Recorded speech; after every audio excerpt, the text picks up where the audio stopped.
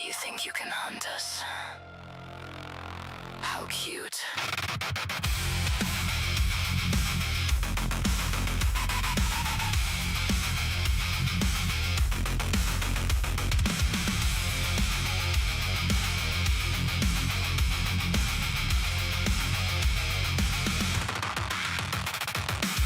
Cold steel under moonlight, fangs cut the snow. We run as the pack, where the brave never go. You come with your ego, your guns and your lies, but the wild sees through you. Tonight someone dies. Eyes glowing brighter, we circle your fate. One stupid move and it's already too late. Don't mess with the walls. Havoc is coming, ripping through your soul. Claws of the savage, jaws breaking control. Hell through the static, the wild takes it all. Havoc is coming. Don't mess with the wolves. You play at the predator, king of the hunt, but we are the nightmare your nightmares confront. Alpha blood rising, the engine ignites. Your fragile humanity ends here tonight. No mercy for hunters who challenge the pack. We feast on the arrogant, we never look back. Don't mess with the wolves. Havoc is coming, ripping through your soul. Claws of the savage, jaws breaking control. Hell through the static, the wild takes it all. Havoc is coming. Don't mess with the wolves. Run, little hunter. The machine of the pack has you locked in its teeth.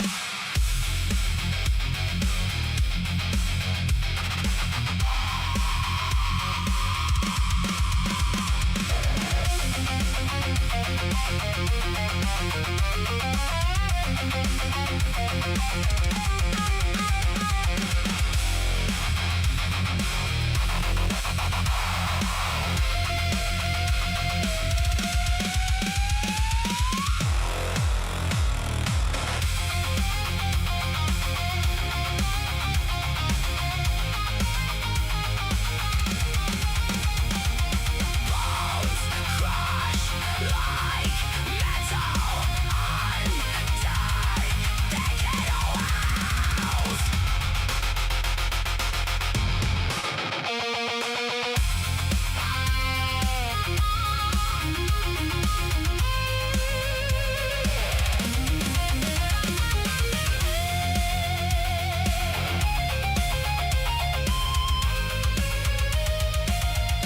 Don't mess with the wolves. Havoc is coming, devouring your soul. We are the storming mechanical foe.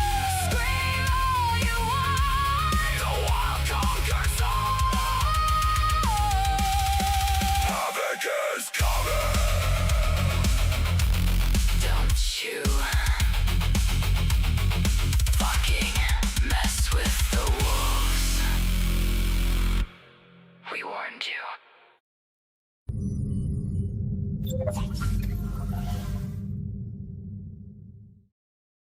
Well, hello. Told you I'd be on at 6. Almost 2 minutes. 2 minutes early, even. So what is going on right now? We have two things of invaders. Two different ones. One we have is Spain. Spain is looking awfully cramped right now. Looking a little bad. Toledo looking a little much.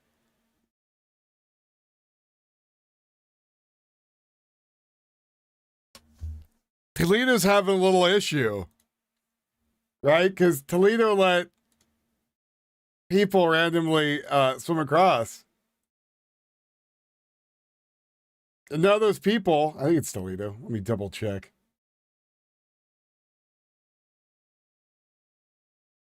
Oh, it's not Toledo.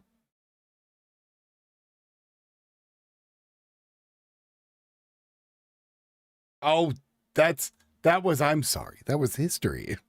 What happened? Now it's just repeating itself. At least 9 die as thousands of migrants breached Morocco's border with Ceuta, Spain says. Ceuta? Is that how you pronounce that? Spain will deploy the military to restore order as its border with Morocco in Ceuta after thousands of migrants streamed into the Spanish territory.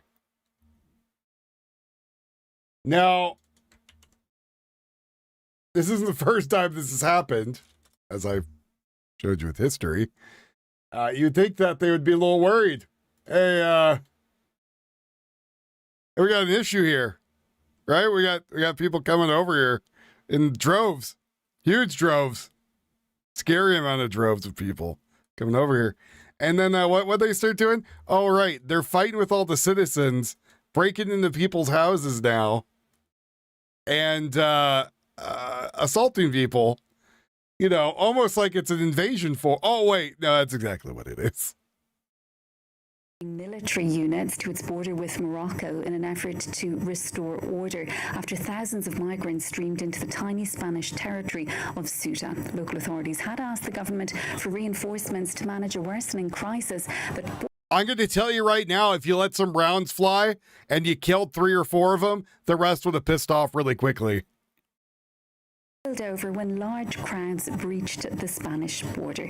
Well, let's cross live now to our correspondent in Madrid. Sarah Morris has been following developments for us.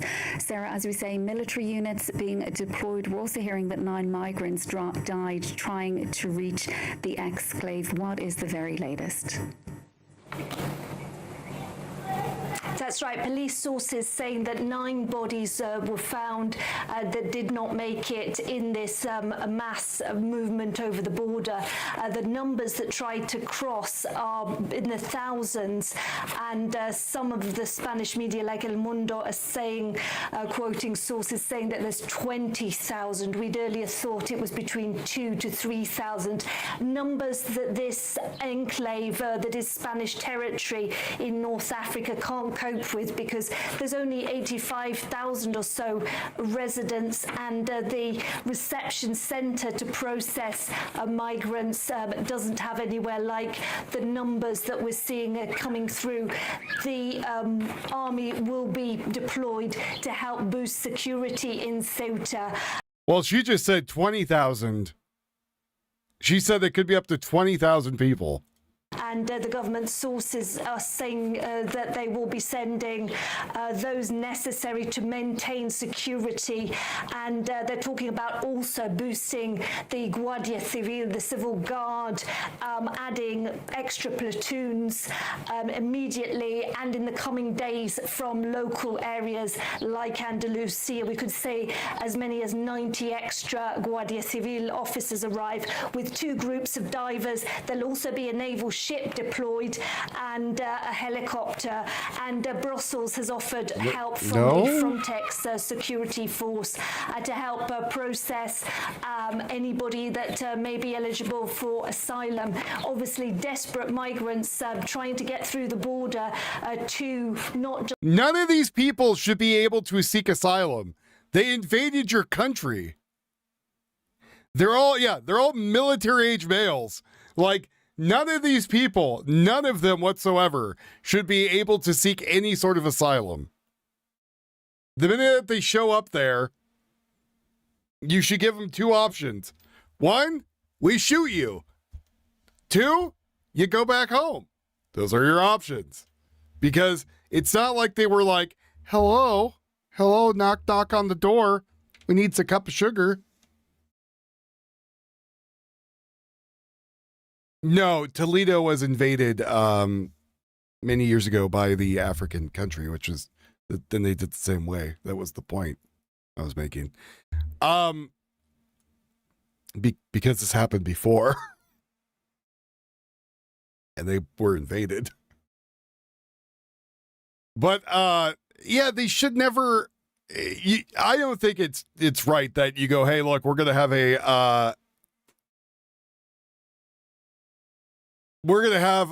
these people show up here, and oh well, we're gonna go through the nice thing of being like, hey guys, hey, is it okay if we get asylum? No, you don't get asylum. Get the hell out of our country. Like, that's all there is to it. I mean, I think Spain's going to end up bending the knee to them. But right now they have people who are breaking into people's houses. They have people who are like assaulting other people. It's not,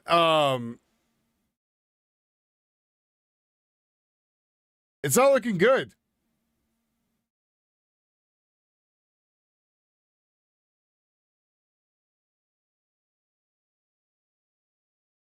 And of course, people have to go, oh, well, you know, we can't be too harsh on them. We can't think, hey, this is an invading force trying to take over and kill our people, right? That would be wrong of us. They're not your friends.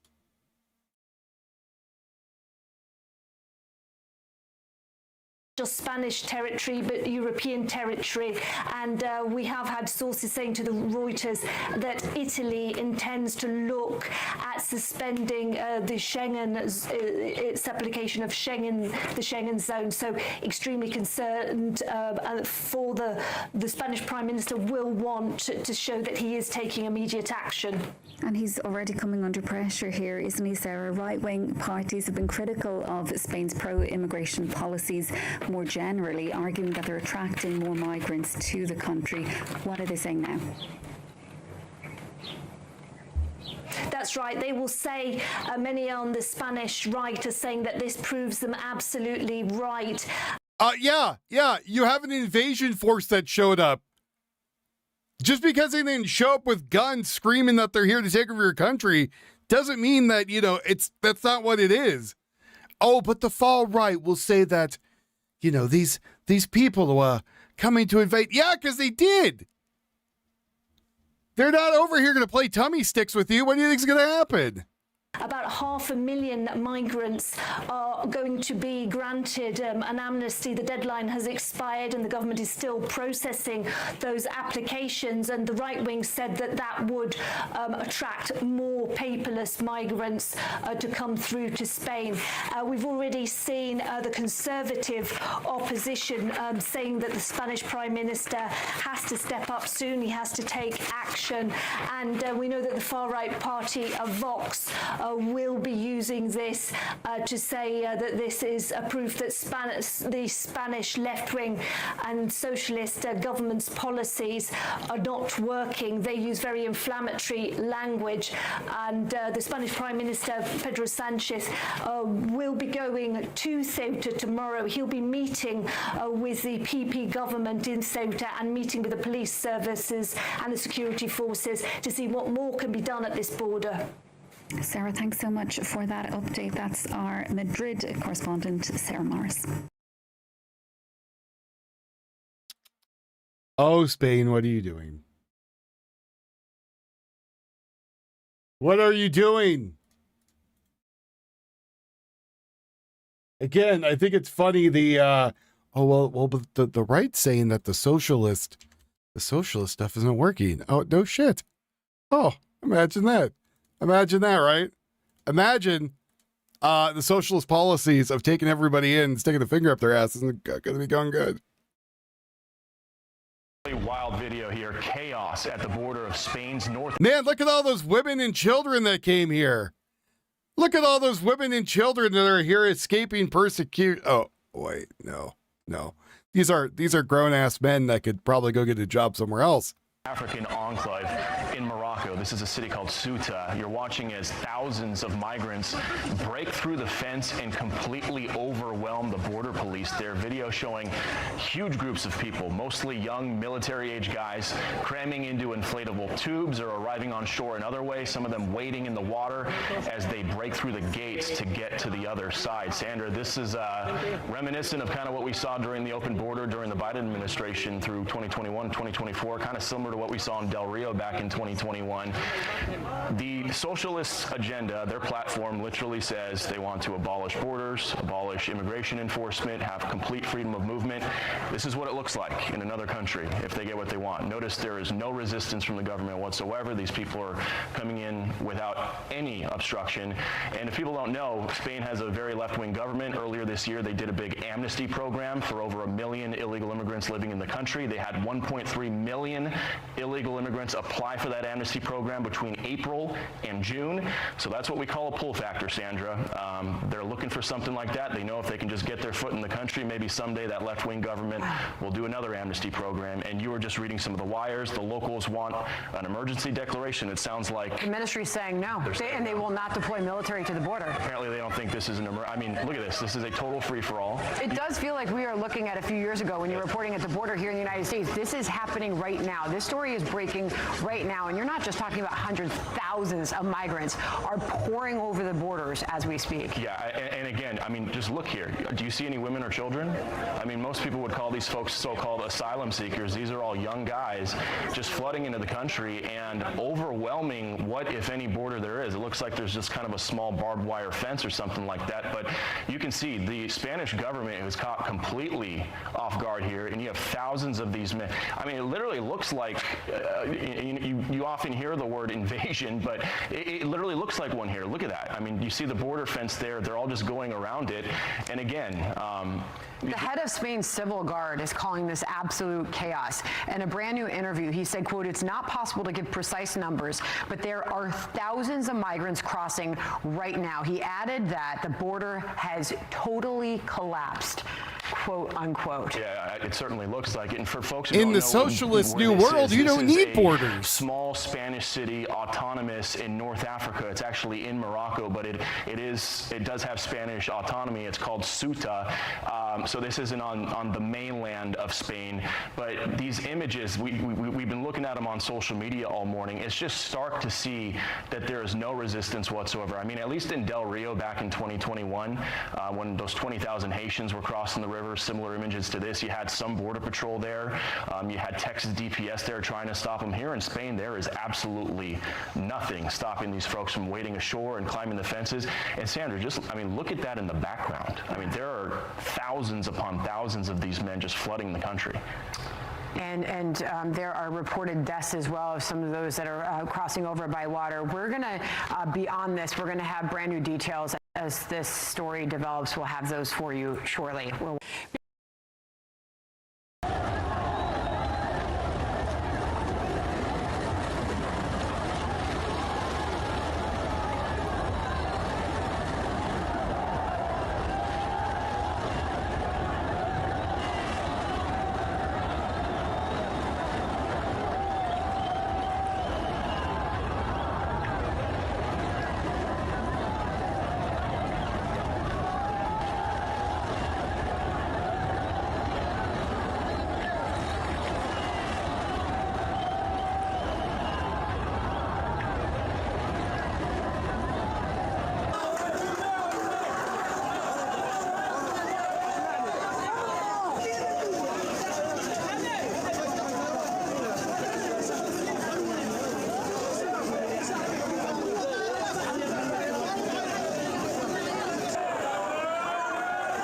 But wait, there's more.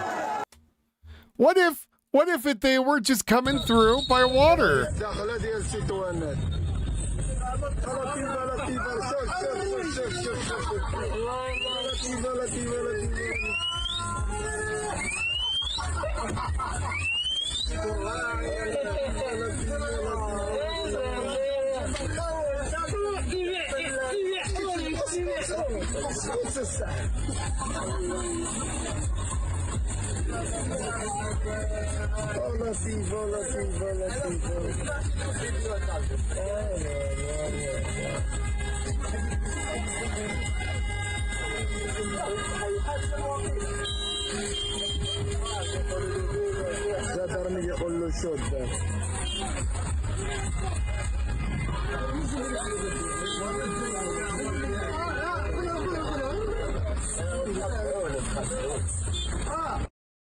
It's okay. They got new measures in Spain.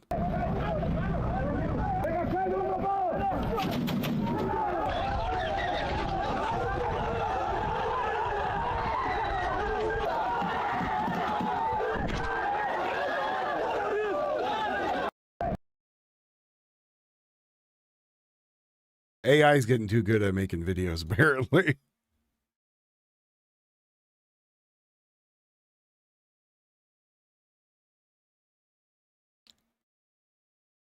But thousands of people, like, just the images of this is ridiculous.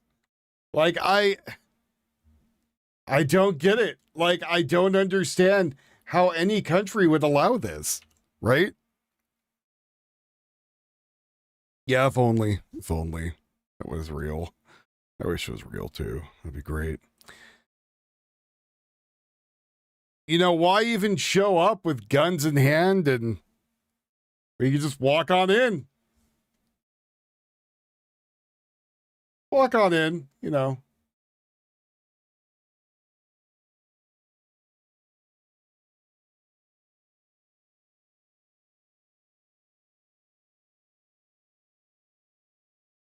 People are saying Spain should return occupied Ceuta and Melilla to the rightful Moroccan sovereign. Africa belongs to Africans. So now they're trying to take over this area, saying, well, it's ours, actually. So we deserve to have it. It's actually ours. So that's why we're here. You need to give it to us.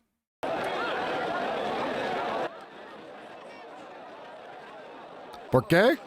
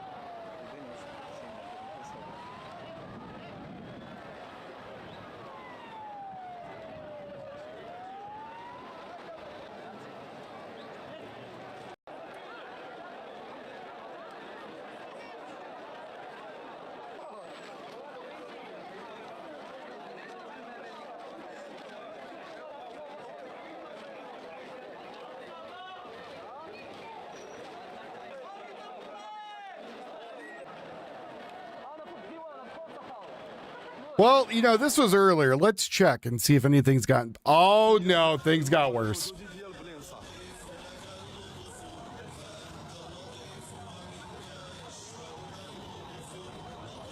No, they won't. They'll just think it's home again, Colton.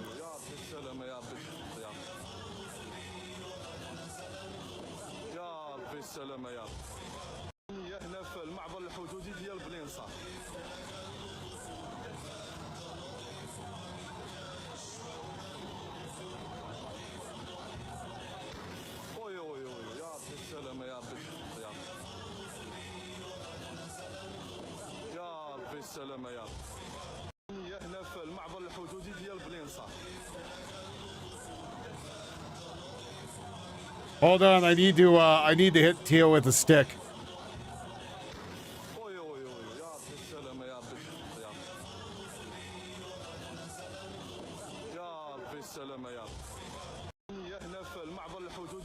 It's very interesting music to have playing, isn't it? Very interesting. It's almost like, I don't know. It was planned.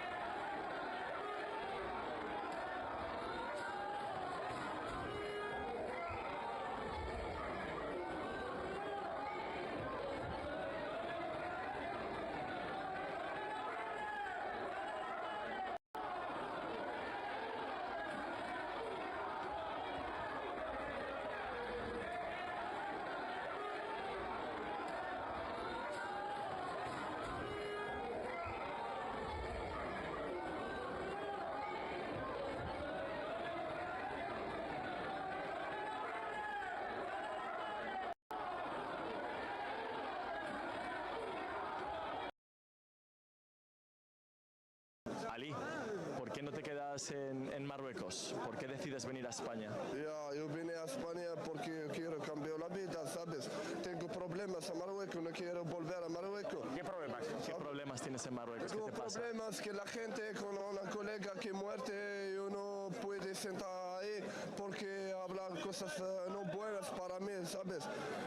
Puedes morir una persona y yo o la otra persona, ¿sabes? Por eso yo vine. ¿Tenías trabajo? ¿Te faltaba trabajo? Ya, yo tengo trabajo bueno, yo trabajar a la playa, yo ayudar a la I had a gente job, que I no lacked sabe work. nadar. Oh, but I also killed someone. Ahora, cuando hablas de problemas, ¿te refieres a problemas que tenías con la policía? ¿La policía te hizo algo allí? Oh, I feel there's more than just a Facebook group. I feel there is Ya, por eso yo salí. ¿Por qué peligroso? a whole lot more happening. Buenas y también la gente no me gusta yo hacer una cosa, ¿sabes? También yo buscar trabajo y no hay. Tengo back, yo hablo español y francés y al final no hay nada para mí, ¿sabes? Por eso yo vine para cambiar la vida, porque yo siento ahí y no hay nada, ¿sabes? Good times, Spain. You're letting in only the best. You're letting in only the most highly educated. Oh no, you're literally letting murderers. Literally letting murderers.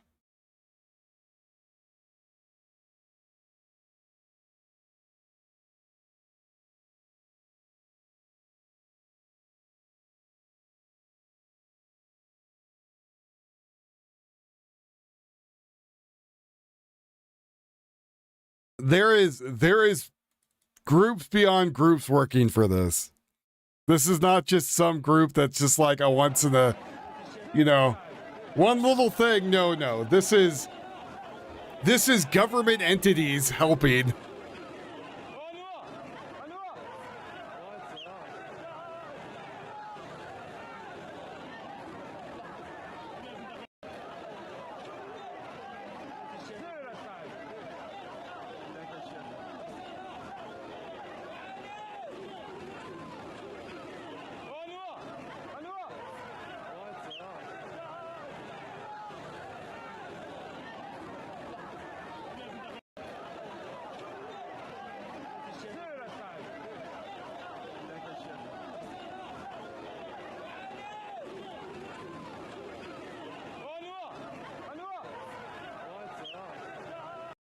Italy's prime minister has come out and said that they're putting extreme sanctions on Spain now because Italy's like, we don't want this shit. You can keep it. We're not getting involved. I'm doing okay, he says. My people are like, the hell with you. The surge continues, now on dry land, EU land. Long live Spain, some shout. This is the biggest mass crossing for 5 years here. Today, Moroccan border guards, who normally block the route, are said to have melted away. This influx comes after Spain's Supreme Court ruled that migrants intercepted trying to reach Spain. I covered Fauci this morning. Cannot be summarily returned. One Ceuta resident, looking at today's scene, feared all this was a futile effort. To be honest, I don't understand why they come to Spain, why they're led to believe that there's a future here, that there are jobs. And to be fair, there are. But then when they arrive, they're faced with the harsh reality that they have nothing, and that people treat them as if they were nobody. Spain's far-right Vox party called this an invasion. The government announced it was sending hundreds of extra soldiers and police. But tonight, Italy said Spain should be suspended from the EU's borderless Schengen zone. Workers at BHP's iron ore operations in the Pilbara have voted to walk off the job for a second time in an effort to improve pay and conditions. Our reporter Kimberly Putland is in Karratha. Unions have given the miner the... All right. That moved over to something I didn't care about quite quickly. So I don't know what else to tell people. Like, it's an invasion force. Like, they came here to invade your country. They're not going to integrate. They're not going to become one with you. That's not going to be a thing.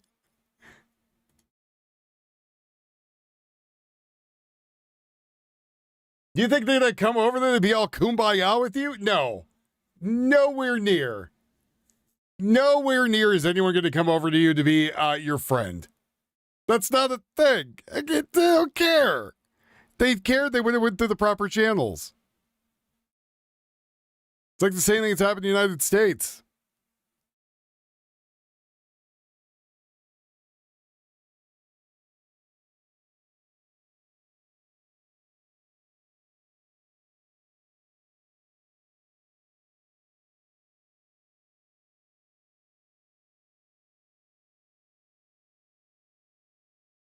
And apparently they are still coming. There is still people showing up.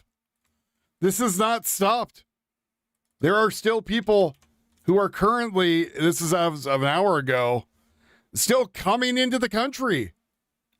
That's why they're saying it might be up to 20,000 people.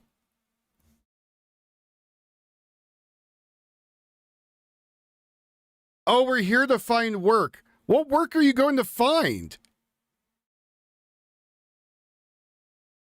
Hey, I just literally got off the boat. Give me a job. We're a tourist city.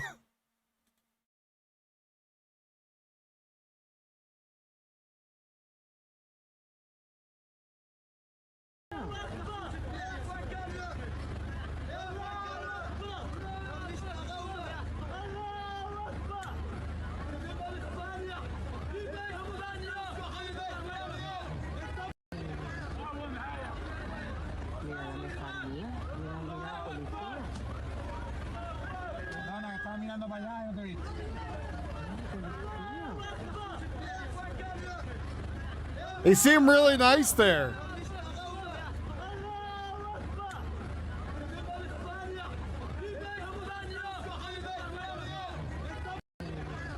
Very kind people, right? Very nice. Very nice.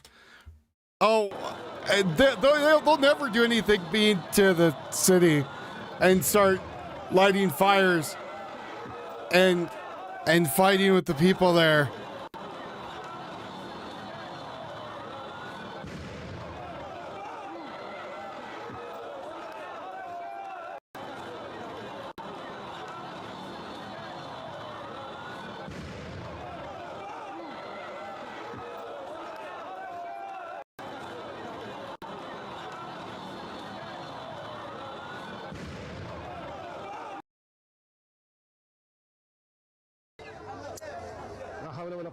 اللي يمكننا نقوله وطبعا يعني خطوره بكل كلمه معناه ولكن الافارقه عندهم راي اخر باغيين يدخلوا بين الاسلاك الضيقه ولكن اللي عطى الله هذا اللي عطى الله هذا نطلبك يا الله نتمنوا من الله انها تكون طبعا ناس كتغامر بحياتها من اجل ارتماء في البحر في اتجاه المجهول مبدئيا باش نكونوا واضحين لان عدد كبير تبارك الله ديال سواء المغاربه او الافارقه في اتجاه المعبر الحدودي باستخدام موجه بشريه بكل كلمه معناه نساء ورجال شباب وشابات. People are making a good point. Without X, you would not see any of this. This is all the stuff they're actually trying to hide, not let people know what's going on. It's gotten this bad. ولكن الان سيصارعوا الزمان من اجل الدخول ولكن نطلب الله السلامه للجميع.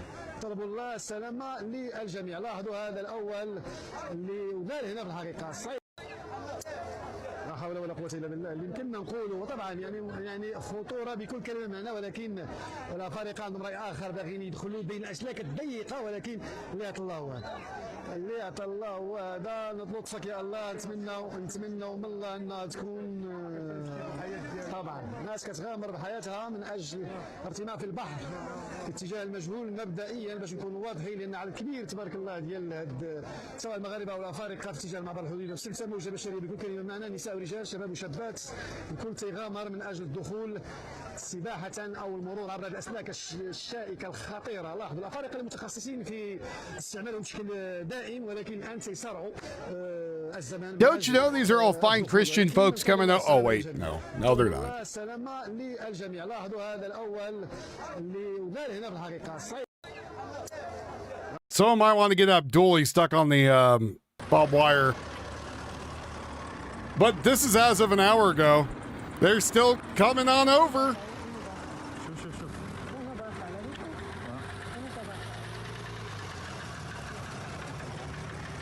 You know, I would say running into the bulls would be good about now. Let them on through.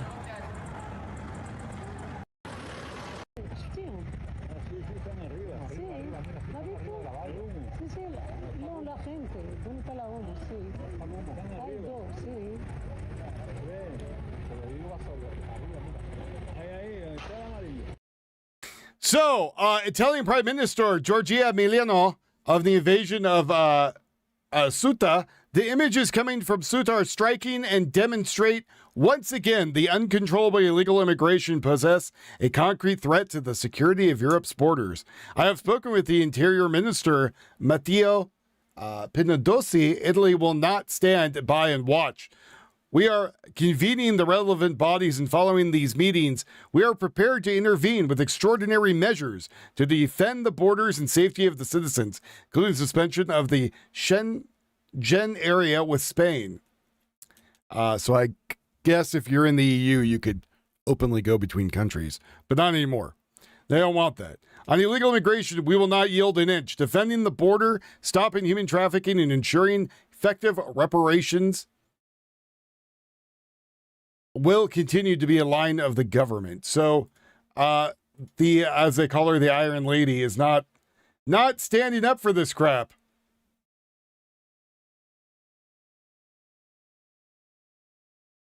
Not standing up for it, and they shouldn't.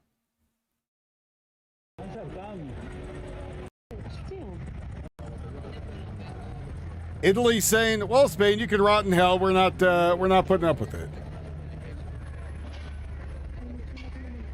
Enjoy the crapshoot you've made yourself.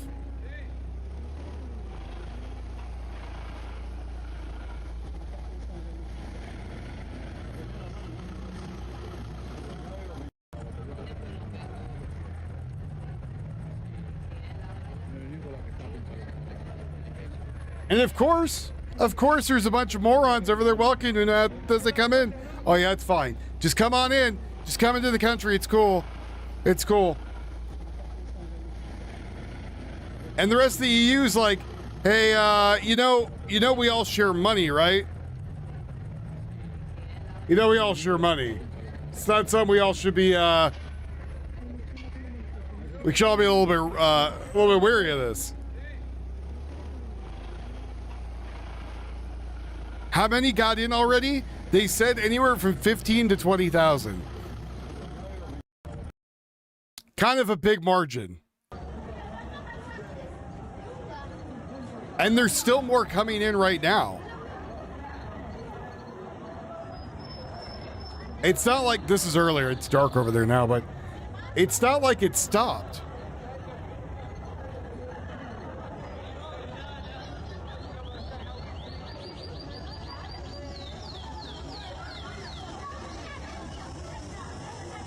$1,500 to 20,000. I'm going to tell you right now, I don't think there's only 1,500 people there.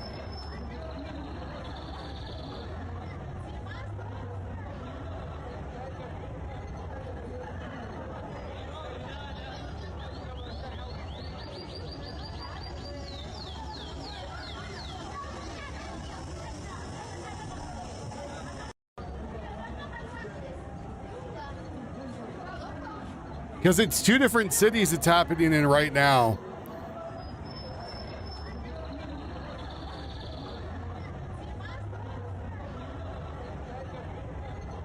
Again, I'm going to tell you right now, if you let some rounds fly, I'm pretty sure those people would have stopped in their tracks real on quick.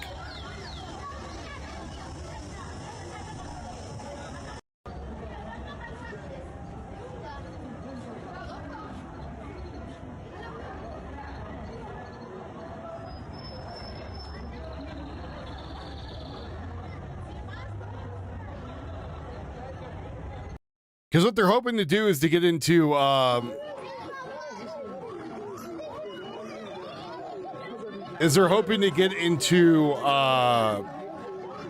of the EU countries. And I bet you, now, you know, this might be a little bit of a surprise to everybody out there. And I know I'm going to real shock some of you, but it could be that there is kind of a war going on with some of the more Western countries versus the not so Western countries currently. And that just throwing this one out there, and I know real pants on head, crazy shit, right? Real nutty. Going to break it down for you. But it could be that some of these people probably mean to do some harm. I know, crazy. Could mean that they're there to hurt people, harm people, kill people, do terrible things.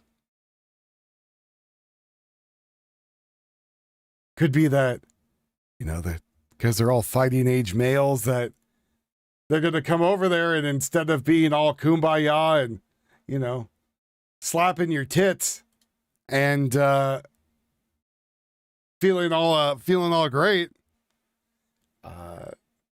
they might happen like in I don't know, Cologne, where they have rape gangs going around and literally abusing and raping the women in the city. Just saying. عاصم الإخوان كنزيدو نقربوكم من الصورة من العلو واخا مقبسين فين دا مقبسين مهرسين باقي لا قبس لا والو كنحاولوا نوريكم الصورة من هنايا هانتوما هذا الرامبوان ديال الديوان هذا الرامبوان ديال الإيبيس واتمنظر بنادم كيفاش عامل شوف اللهم بارك انا غنزوم شي حاجة شوف لا والو الزوم ما خدامش هانتوما الاخوان كنزيدو نقربوكم من الصورة من العلو واخا مقبسين فين دا مقبسين مهرسين. I mean, they came over even with their bikes.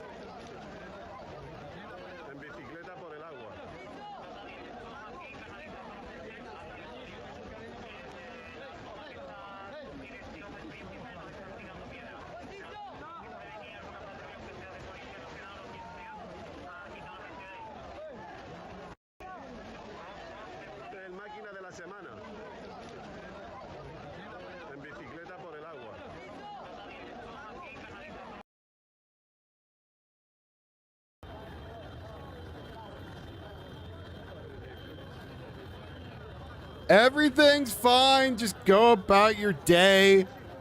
Ignore the burning cars. It's all okay.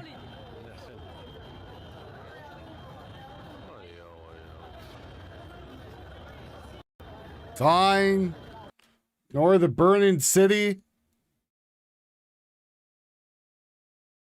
It's all okay. It's all a-okay. Just ignore what's happening. As long as you don't pay attention,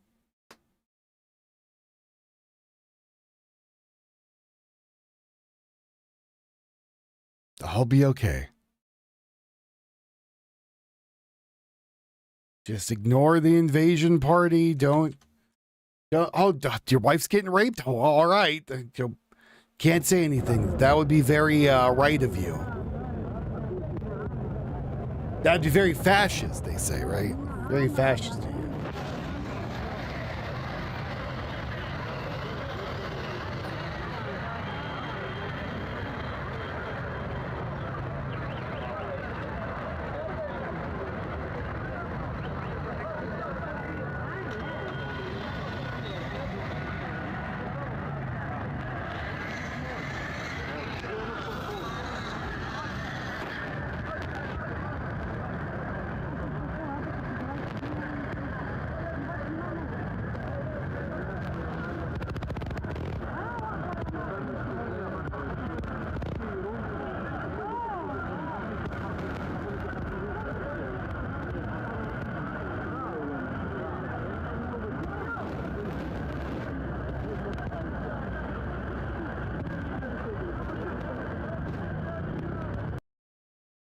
We need a little palate cleanser for right now. Just a quick little palate cleanser. You're walking through the woods and you see this guy. How does it make you feel?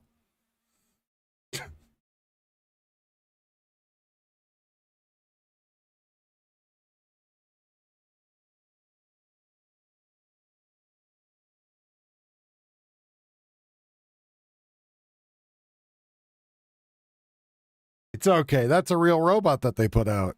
But it's fine. It's fine. They actually gave a chart here. We'll make you get a little distraction here to help everybody before we go back to looking at stuff in Spain. Just in case this thing is around, they did give you a chart of how to kill it on their website. So, you know, you could shoot it either in the back or the chest. Apparently the air bladders will deflate and will not be a harm to you. But while you're walking through the woods and you're slightly intoxicated and all of a sudden a robot centaur comes out with a chainsaw, yeah, there you go. You know, now that I think about it,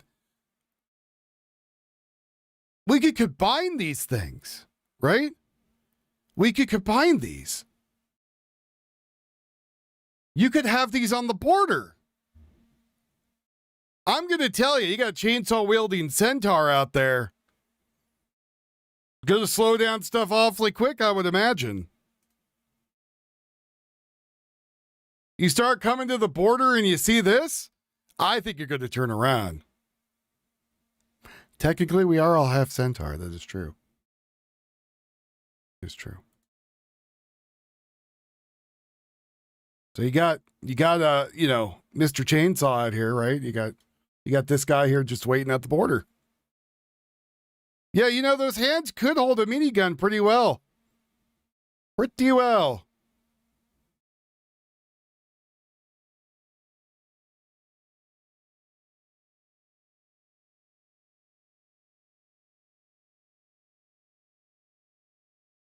Yeah, it's a new Sharia bot for London.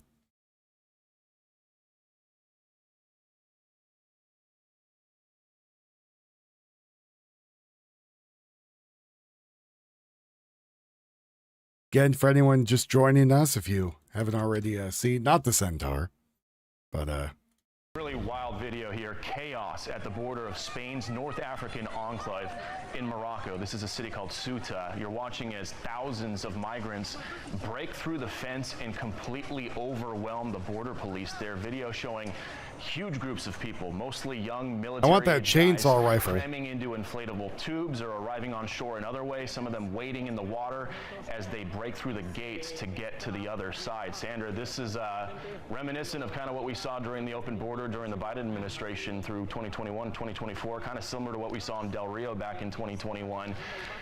The socialist agenda, their platform literally says they want to abolish borders, abolish immigration enforcement, have complete freedom of movement.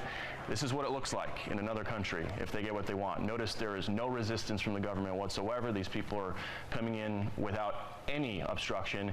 And if people don't know, Spain has a very left-wing government. Earlier this year, they did a big amnesty program for over 1 million illegal immigrants living in the country. They had 1.3 million illegal immigrants apply for that amnesty program between April and June.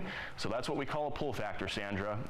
They're looking for something like that. They know if they can just get their foot in the country, maybe someday that left-wing government will do another amnesty program. And you were just reading some of the wires. The locals want an emergency declaration. It sounds like the ministry's saying no, and they will not deploy military to the border. Apparently they don't think this is an I mean, look at this. This is a total free-for-all. It does feel like we are looking at a few years ago when you were reporting at the border here in the United States. This is happening right now. This story is breaking right now, and you're not just talking about hundreds, thousands of migrants are pouring over. You know, the at borders least. as we speak. Yeah, and again, I mean, just look here. Do you see any women or children? No, I don't. At least they were clear.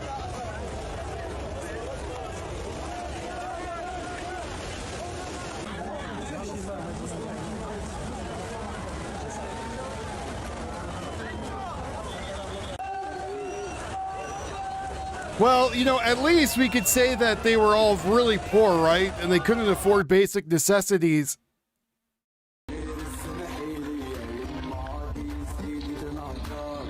Or they recorded themselves coming across with their cell phones and selfie sticks.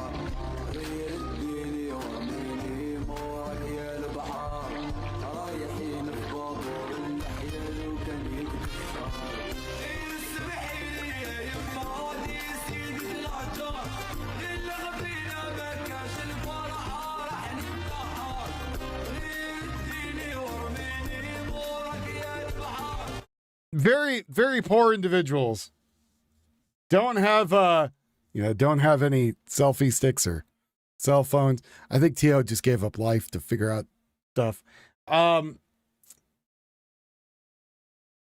Not looking very good. Not looking good at all, is it? You know what's funny? Lookner just has a Lookner just has some piece of paper up. I'm here actually showing the people on there. Lookner can't show this. He'd be upset.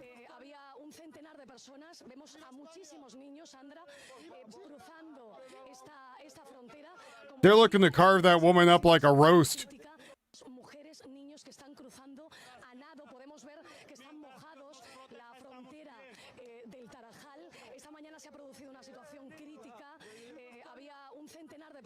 Vemos a muchísimos niños, Sandra, cruzando esta frontera. Como decía, esta mañana se ha producido una situación muy crítica.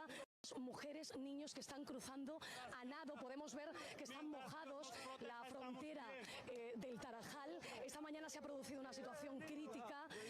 Había un centenar de personas. Vemos a muchísimos niños, Sandra, cruzando esta frontera. Como decía, esta mañana se ha producido una situación muy crítica. Hold on, I gotta go hold Tio's hand. That's why it's taking me so long. I have to find feeds and then also tell him where to find feeds.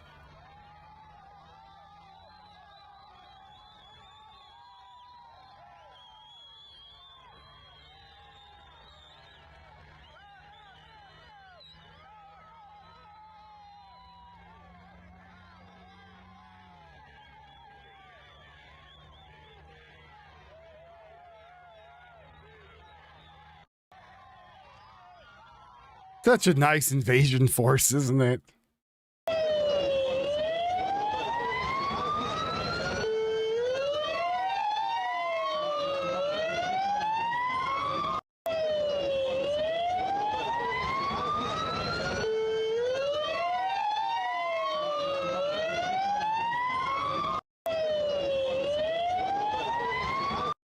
Smoke going off and tear gas.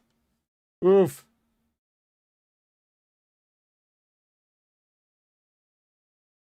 You guys want some first-person perspective of how it looks to invade a country? Man, think about if we had this in Normandy. Man, Saving Private Ryan, eat your heart out.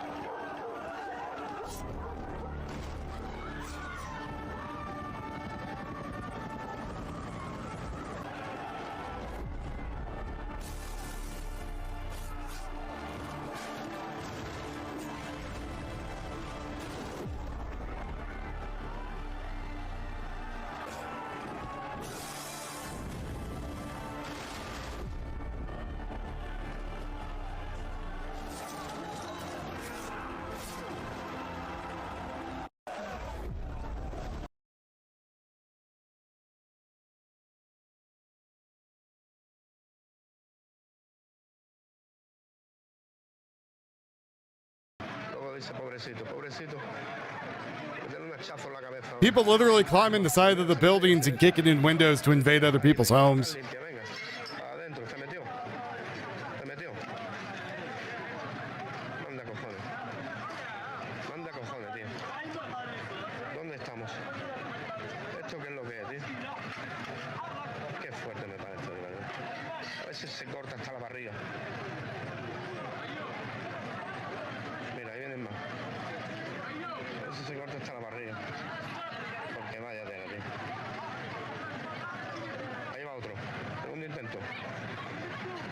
Yeah, I'm still waiting for Tio to find me something that's maybe live over there, but...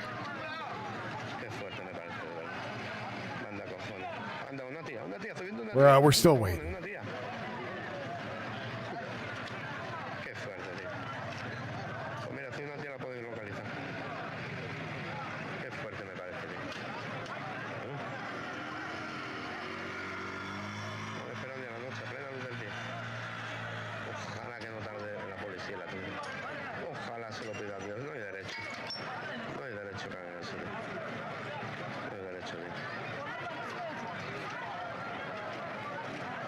Se cae, se parte el cuello ahí. Esta zorra. Cago en por su raza entera. Mírala, ya se metió a vestarla. Ojalá que la pillen dentro y le metan un palito. Just trying to enjoy your nice night in your Spanish home. And here comes a nice gentleman kicking in the window. Hello, hello, hello, hello, hello. Hello to everybody I haven't said hi to. I'm busy looking for feeds for you.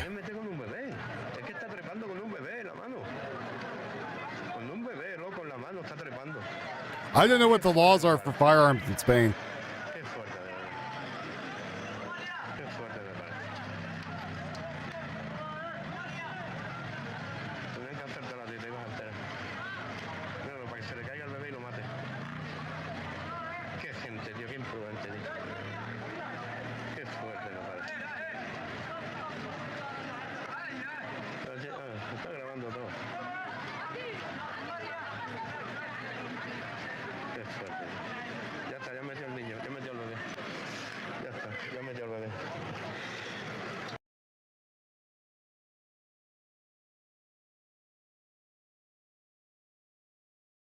I mean, maybe it's good that they're disarmed because they might have been stealing all the guns once they got there. Or the people could have just shot them and they would have not been invading.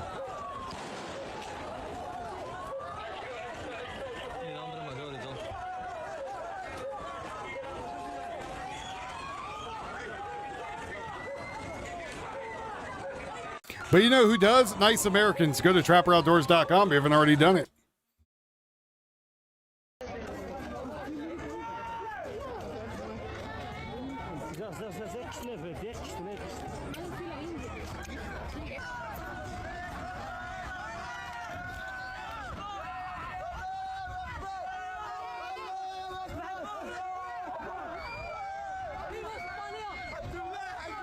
The Muslim Brotherhood? That's my guess. You sure the hell wasn't the Sisterhood?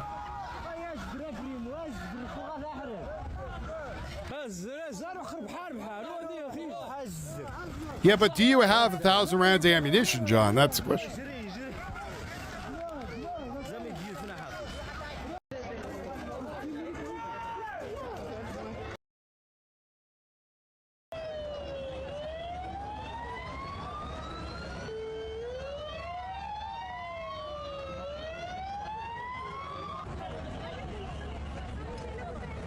Yeah, Kit Kat went and got a gun, didn't even buy anything from Trappers.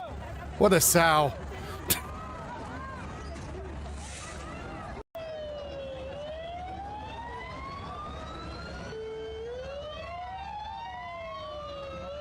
Go to Trappers, use discount code WOLF. Get a discount.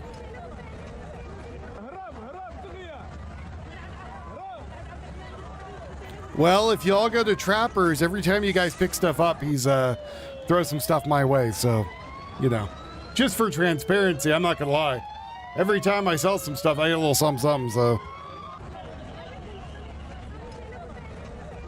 I know if I sell 10 guns, he's gonna send me another rifle, so.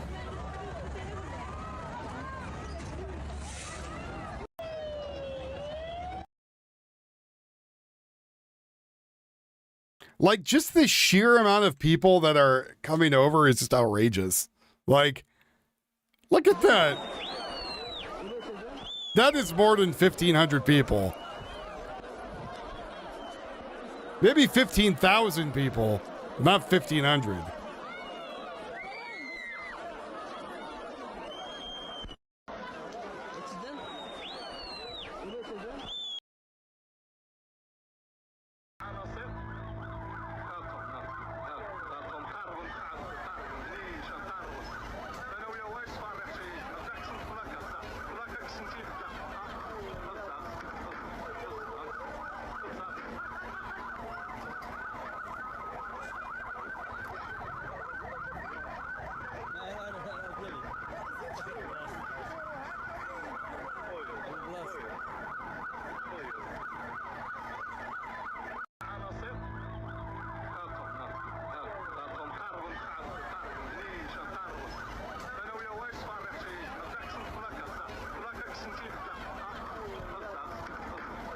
No. These are just very nice people that coming over here for the, well, not here, over there. For the delicious tapas. Good afternoon, Britain. Coming up to 20 to 3. Now some breaking news and pictures to bring you from Faro TV. Yes, thousands of migrants here are storming Spanish territory. These are dramatic videos showing large crowds of mostly... Now, all these people are here for love and compassion. ...in the enclave of Ceuta in northern Africa. Well, that's one of two... Can't possibly be for anything else. In northern Africa that, of course, are part of Spanish sovereign territory. And the idea of these migrants breaking into this part of Spanish sovereign territory, of course, is that they're there just to be to the mainland, where of course a significant cooks, program is and janitors and rapists. I mean, border between the European therapists Union and Africa. So as you can see, huge numbers of people just sort of breaking through. But Spain has had an interesting policy towards illegal migration. They've sort of decided that they're just going to approve people, haven't they? Hundreds of thousands. So it's hardly surprising that so many people are storming through the border there. We're looking at images now on screen, aren't we, of those images there from the Spanish territory, Dean Morgan.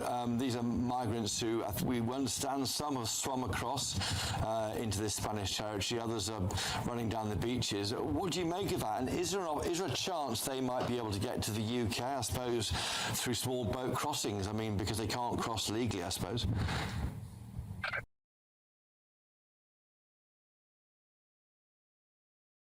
These reporters really are stupid. Oh, you think they can get to get to the UK? Yeah, I do. I think you guys also have an immigration, illegal immigrant or invasion problem happening right now. You literally have people that climb aboard trucks in your country all the goddamn day. Britain, you're not alone. You're not alone whatsoever. You think they're not going to go from Spain and take a little walkie-doo down the road? Oh, you better believe. You better believe this is just a stepping stone there, buddy. Well, no, because they would have to go to the British High Commission or embassy, submit an online application and pay a fortune, to enter the UK legally. So, I mean, obviously, if they're breaking into Spanish territory, it kind of suggests what would happen next. I mean, obviously, this situation is only getting worse over the last few decades. And you raise a really good point about the European Human Rights Convention. I mean, if we go back in history... In fact, some of the Africans are saying you should give it back, but tough shit. The only EU member state boom, there it done that. Now, his wife was one of the most preeminent human rights lawyers at the time, and I'm not suggesting any impropriety. Having said that, obviously she benefited greatly from it.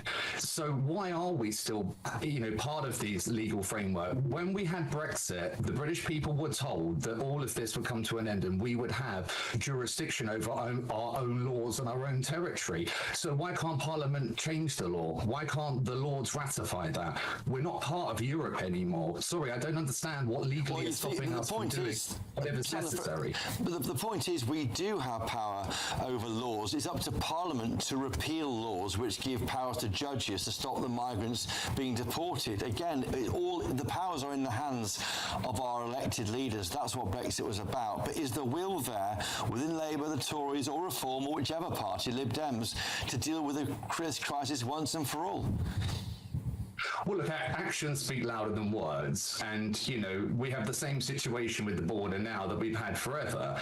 Yeah. So, I mean, again, unless we see action, we have to assume that, those... So, yes, this area is where they are at is part of Africa, for people that don't know. It's a little nipple that's hanging off of the top of Morocco. Now, the problem is, though, is that there's boats there. Big boats. Big boats you can easily take and go right across. And that's kind of why it's also kind of a little bit of an issue, right? Because it's not just like oh no, they're still over there. It's all right. We could just cut that piece off like a diseased foot. No, sorry, marksman. We could cut that, thing off like a diseased foot and, no one has to worry. Problem is, again, there's a port there, and that port that's there has boats, and those boats can easily be picked up and then ferried because there's already ferries there across to Spain. That are in power, I have no issue with what you're reporting on daily. Yeah. Well, Dean Morgan, the Director of First Migration, thank you for joining us discussing those troubling scenes, I think, from Spain. And, of course, sad news overnight with deaths in the Channel and more illegal migrants crossing. Thank you for joining us today. Using the internet without a VPN, a virtual private network. You guys going to get back to talking about Spain, or are you guys going to start shilling? Shill. All right, that's the end of the show. Andy Burnham, confront the migrant crisis or watch it continue killing our country. Speaking to GB News last night in the Oval Office, the president described the surge into Europe as an... Isn't it nice they refer to President Trump as just the president? Not the president of the United States, but just the president. Have you guys noticed that? Like, they don't just call him like, oh yeah, he's America's president. It's like he's president of the world. Oh, it's funny. I don't know if that was done on purpose or not, but that's just funny. An invasion, and gave this message to Andy Burnham. You've had a couple of weeks to get to know our new Prime Minister. Have you spoken to him much? And do you think he is the man to lead us to excellency? Well, he did say one very good thing. He said he's going to open up North Sea oil. If he does that, you're going to be a wealthy country. If he does it reasonably. They have two problems. They have a huge immigration problem, people coming from all over the world and just camping out in your country. He's going to have to mention it because it's killing your country. And they're coming from all over the world. They're coming from Africa. They're coming from South America. They're coming from different parts of Asia. And they're invading... They're coming for your wife. They're coming for your daughter. They're coming for your grandmother. And the UK is a prime suspect. Okay, that's what Donald J. Trump said last night. Here's what our Prime Minister Andy Burnham said in reply. When it comes to the wider issues around the Channel and immigration, obviously there are crossings this week, but overall, if you look at the picture in 2026 compared to last year, 2025, there is significant progress in terms of reducing the number of crossings, the number of people coming over. But there is much further to be done to get the grip on. Here's the long and short of it. For anyone looking just for the Reader's Digest version of what's going on, I'm going to break it down for you. So where they're at is a little nipple off the coast of, on the coast of, right by Morocco, that Spain took over a long time ago as their land. This is ours, right? Well, so the swim over there, they go again out and then swim a little bit over and come back in. So not only have they invaded that by thousands of people, but the problem is, again, is it's an invasion force probably take that area back. And once they take the area back, they're probably going to grab all the boats that are there and start ferrying themselves across. So they're already breaking into homes. They're already attacking people. It's just an invasion force with no weapons is what it is. The issue that we require. The Home Secretary is applying that grip, and I'm grateful to her, but more is needed to get those numbers right down. The removals are up too, though, and this is another part of the story that people need to understand. You know, there is progress being made on all fronts, but more is needed. More is needed to get the numbers down. What does he mean? We might find out in future weeks. Anyway, elsewhere, extraordinary footage has emerged showing huge numbers of migrants sprinting up beaches, swimming ashore and dispersing into the streets of a small Spanish territory called Ceuta. Could they be coming to the UK next? That's the question. We can now speak with political commentator Andy Williams. And Andy, there, we're looking on screen at the images there from the Spanish territory called Ceuta, which is off the coast of, you see it there on the map there, southern Spain. What do you make of that? I mean, that's obviously a bad look for the European Union because that is a European Union border. Is it an issue for the UK too? Well, look, maybe at the margins, but I think, again, we have to be honest with people. The reality is that unless you want to put enormous fences and people with machine guns on every border everywhere in the world, which is, I think, neither desirable nor feasible, you will get people... It is feasible, and it should be normal. It's not your country. You come over here, You don't need a machine gun. You just need some really good shots, right? Couple snipers. The minute they started seeing people swim across and they shot a couple of them and they were just there floating dead, the rest of them would have got the idea and then stopped. I guarantee you it. Or get some people out there with like spears, right? Nothing says go away like a good spear. Crossing illegally or an from arrow one country into the other, especially where there's or a land 308. border. Now, the UK is of course different. We don't have a land border apart from obviously on the island of Ireland, but the vast majority of the United Kingdom doesn't have a land border with any other country. We are surrounded by water. It's different. Therefore, we have our own unique challenges. But I don't think it's feasible that you're going to stop people crossing from one country into another where you have a land border. That's never going to be stopped. That's happened throughout human history. It always has. It always will. And there's nothing, by the way, that we're seeing in these pictures. I'm not saying I'm delighted by it. I'm not condoning it. But there's nothing that we're seeing here that should alarm anybody. None of these people are. I mean, I can't get too exercised about this. I think there are far bigger problems in the world than some people, particularly if you live in Britain, than some people crossing from Morocco into a Spanish territory. Okay. Andy Williams. Well, Andy Williams sounds like he has a load of semen running down his chin. Oh, I don't think there's anything wrong. It's fine. It's fine. It's fine. People breaking into people's homes, it's fine. It's whatever.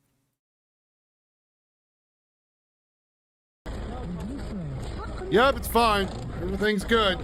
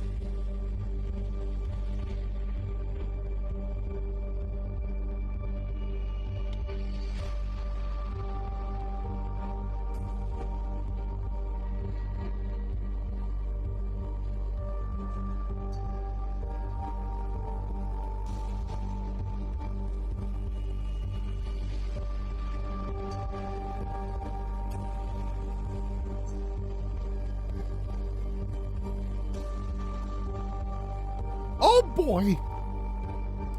That's not a person breaking your house. That's just a friend you don't know yet.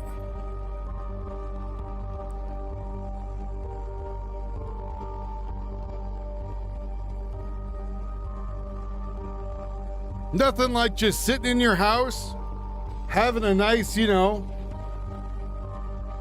cup of tea. I don't know what they do in Spain.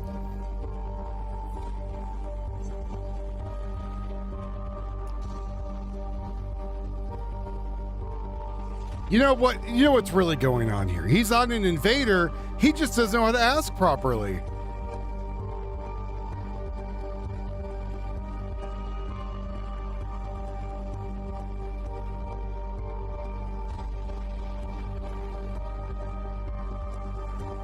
No one's talking about Malia getting invaded right now, by the way. Remember to go to trapperoutdoors.com and use code WOLF. Buy yourself it by the case.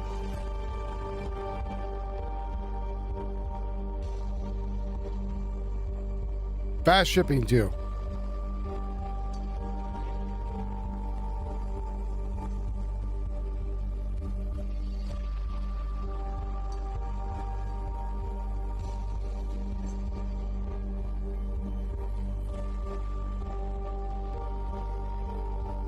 My word, Santa's breaking in through the window many seasons too early. That must be what it is.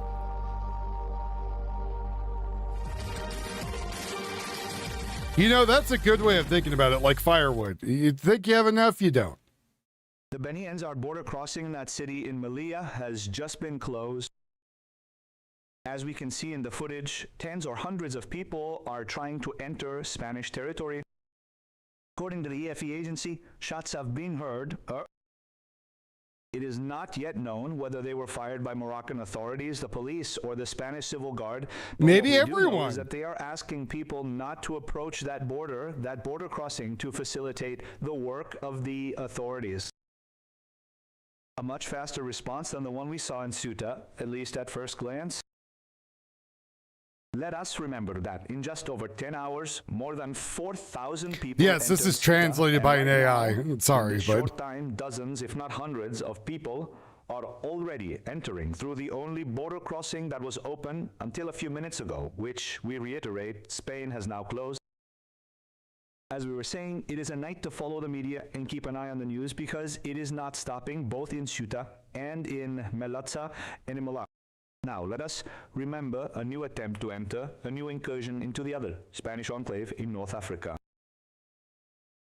Tio, people are being raped to death and you're not finding stuff. Tio, the documentation of it's never going to be there. It's going to be blood all over your hands. You guys think I gave Tio PTSD yet? I'm going to say yes.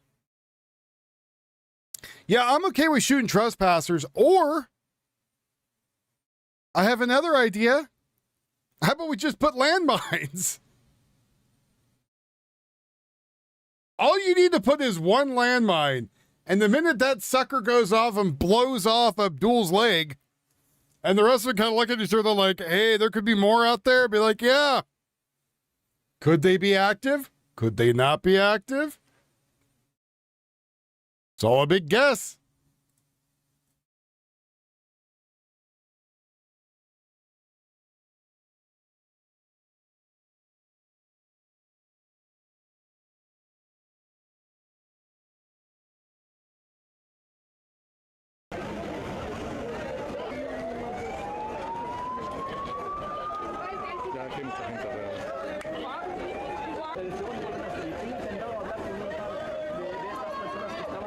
Man, then you gotta buy more landmines, though.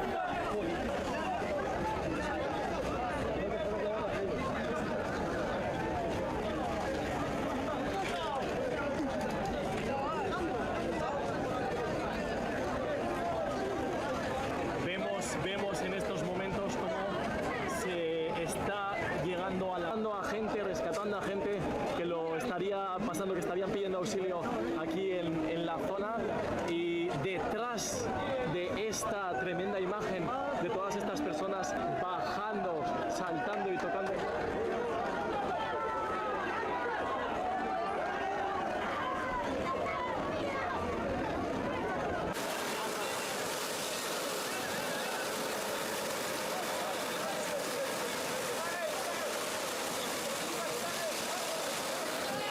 Empieza a apretar, claro, ¿sabes?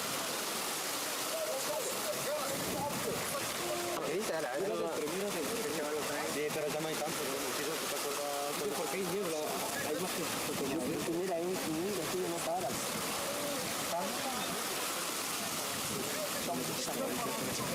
Está mareado. Está mareado, ahora me da algo.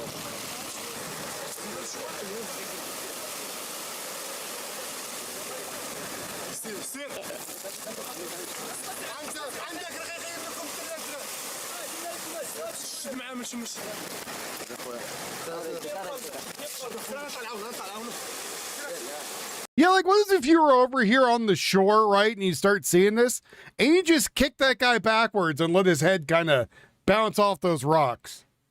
You think that would be okay?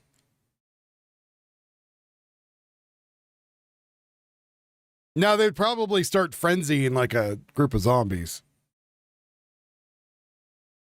Oh, I'm so tired. I'm so sleepy. Oh, I swim all that way.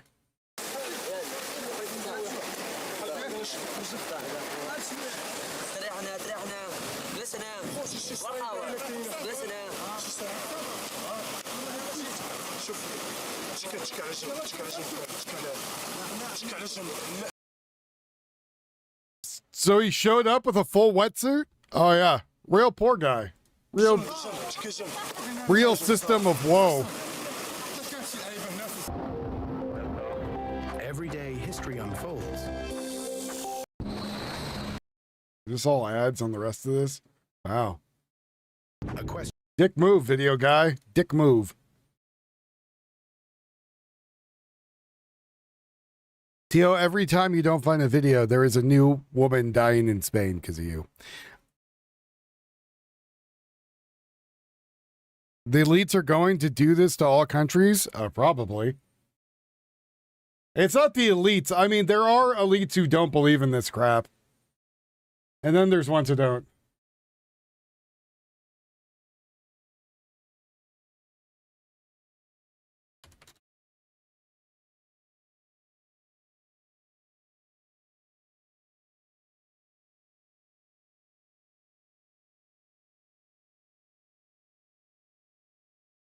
Yeah, full wetsuit, swimming over there. Oh, yeah. Yeah, oh, don't you know, I'm having a real bad time in my country.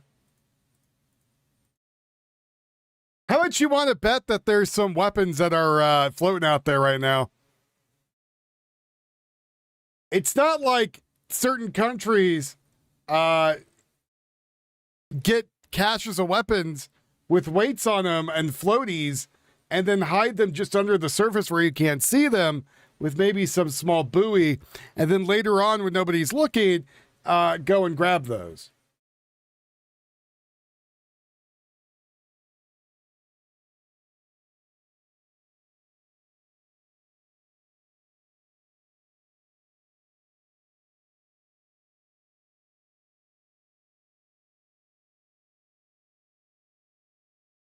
Just saying. Just throwing that one out there. The rain in Spain comes mainly in the plains. Well, the plains are going to be decimated soon. Trying to find new videos we haven't seen. Trying to find, I want to get as much of this documented in one video as possible.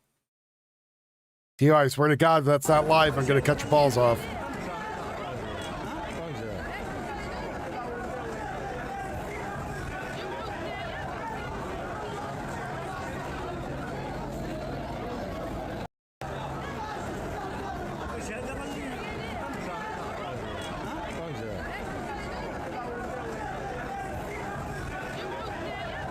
So the death toll has risen to 18 people now. 18 people have risen in the area since a death toll has risen since the migrants have showed up. Maybe I'll sell Tio to Nick Fuentes. There you go. Not the real one, but the one in chat. Close enough. Which I think is actually Spank, but he has lots of alts. I don't know which one's which.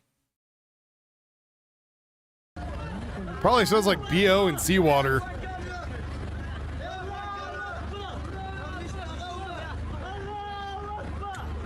As enriched as the Iranian uranium.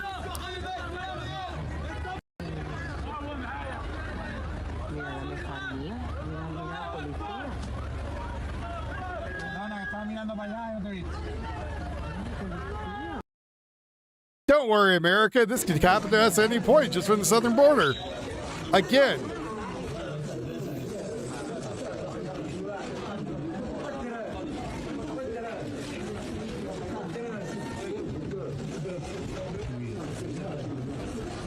As soon as illegal aliens were seen storming homes in the country amid the surging legal, so I mean, they're already breaking into people's homes and stealing everything.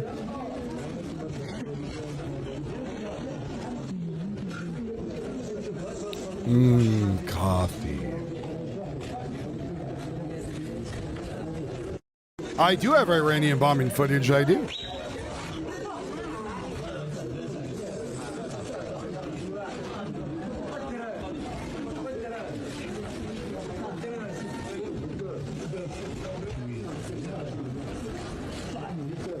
You never know when you need a glass jar full of nuts and screws.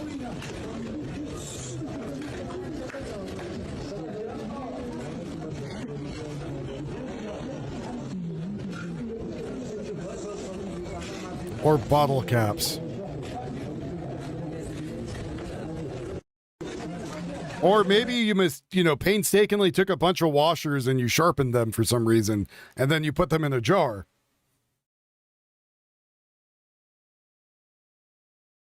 for reasons, right?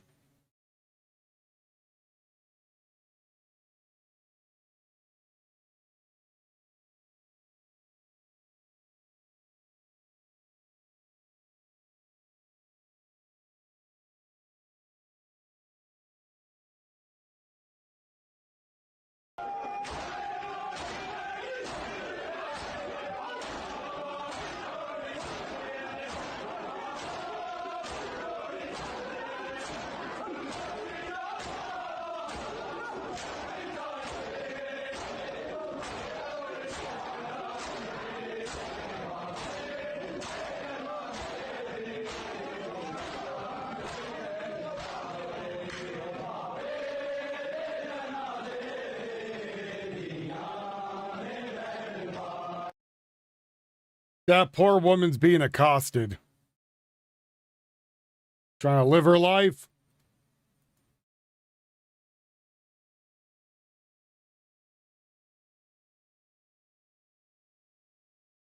Getting more footage of the cultural enrichment happening.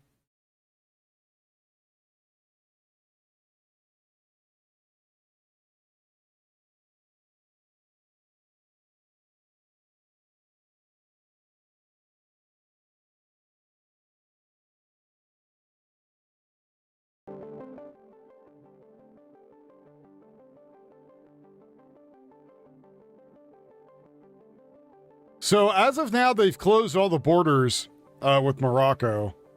And even the Moroccan security forces are saying like, hey, you guys need to knock this shit off, apparently. But that could be very tongue-in-cheek and they don't actually are going to do anything.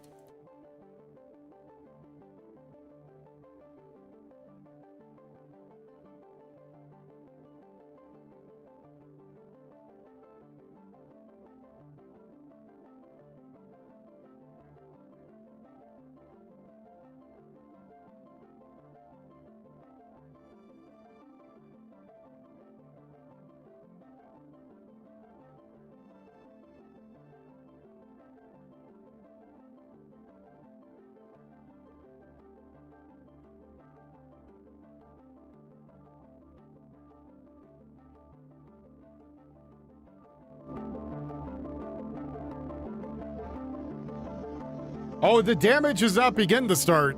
Oh, no. Oh, no. Prepare to hear about something in the very near future about somebody getting killed.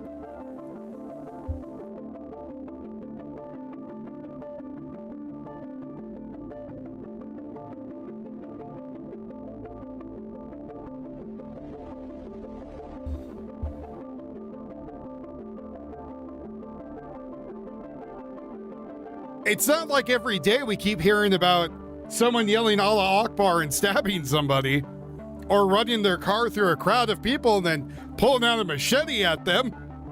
No, no.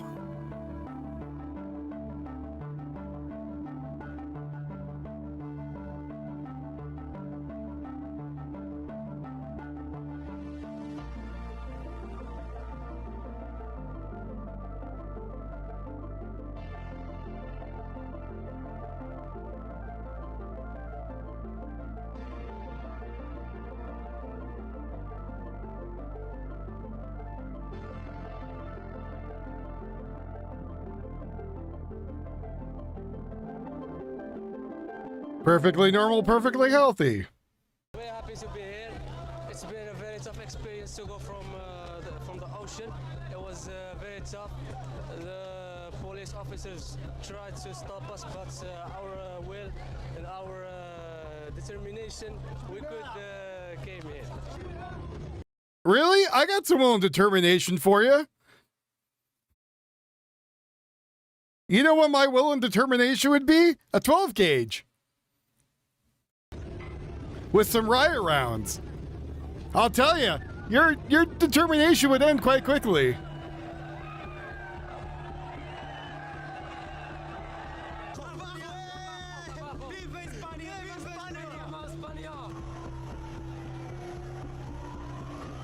Hey, Llama.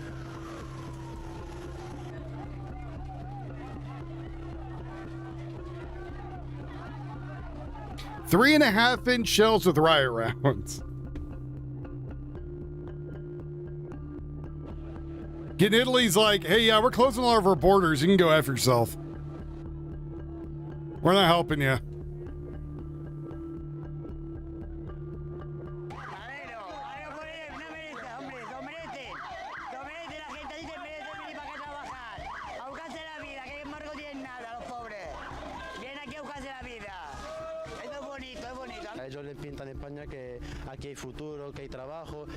Now, this is from Al Jazeera, by the way. So take it all with a grain of salt. And not just the salt that's currently in their eyes. Again, they had 18 people currently dead. They began to arrive at dawn, some swimming, others barely afloat, approaching the Spanish enclave of Ceuta. Within hours, there were many more. Coast and Border Guard officers looking on as the numbers grew, intervening occasionally to rescue around 300 people in trouble in the water. Surrounded by Morocco, Spain's North African enclaves of Ceuta and Melilla are the only land borders between Africa and the European Union. Yep, they're already looting and burning stuff, breaking into people's homes. Yep. I'm having Tio try to find anything about it. He's trying. Where dozens have died trying in recent months, authorities say hundreds have succeeded. Hit that like button if you haven't already done it, folks. Thank you. Illegal migration into Ceuta and Melilla is nothing new. Mainly Moroccans and Algerians skirting tight border security and scaling high fences to get in. These scenes reminiscent of May 2021, when 10,000 people arrived in a matter of days. They're often subject to arrest and forcible return, but a Spanish Supreme Court ruling this month has banned the practice of so-called hot returns for those arriving by sea. And with that, the number of arrivals has surged. On Friday, Spain's interior Wasn't we just catapulted them back into the water and make them swim back? Minister will Get that like 4 or 5 times. I'm pretty sure. border control and provide humanitarian aid. At one moment, I think they would stop. Will be the wider Europe. So this is from Nick Sorator. Socialist Spanish PM Sanchez told the military to stand down, according to Nick Sorator as of 5 minutes ago.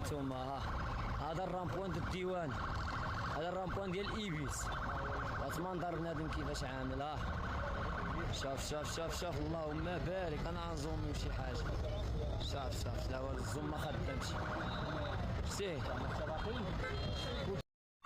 هانتوما الاخوان كنزيدو نقربوكم من الصوره من العلو واخا مقبسين فين دا مقبسين مهرسين باقي لا قبس لا والو كنحاولوا نوريكم الصوره من هنايا هانتوما هذا الرامبوان ديال الديوان هذا الرامبوان ديال ايبيس منظر بنادم كيفاش عامل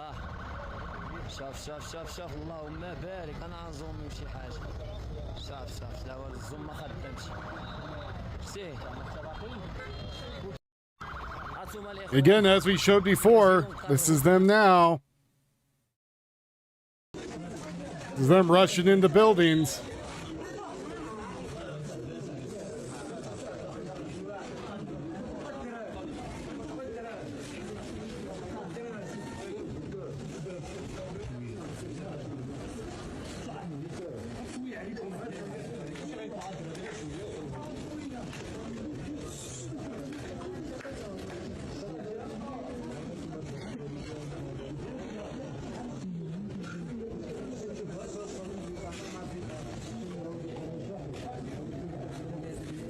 I would say there is work in war. I could say that's a type of a job.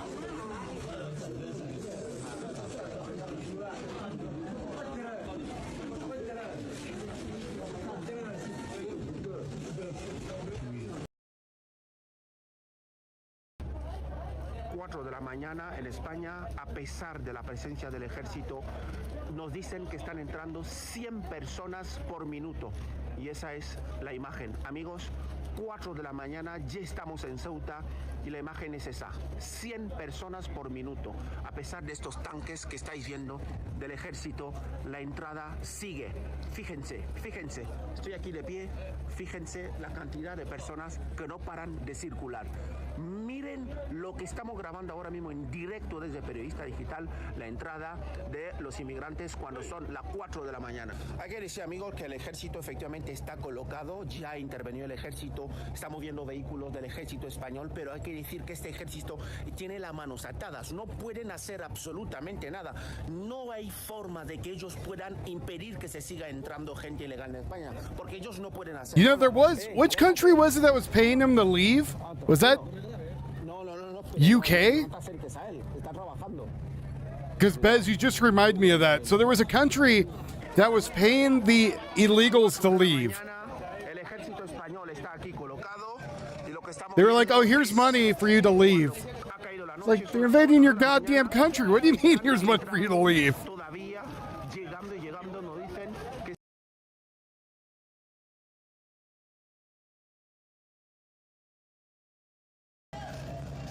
Again, folks, we need to hit 200 tonight. That's our goal. So I can pay all my bills for the first. Sweden, Denmark, Germany, all I've done it. Yeah, I would give them a payment of a beating with a stick and then throw them out. Yeah, how was your invasion? Oh, well, they beat my ass with a pipe. Ooh.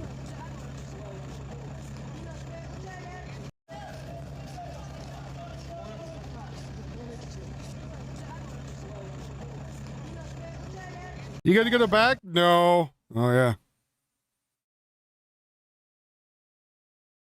I don't want to get my legs blown off. I'm okay. I know they don't work great, but I still don't want to get them blown off.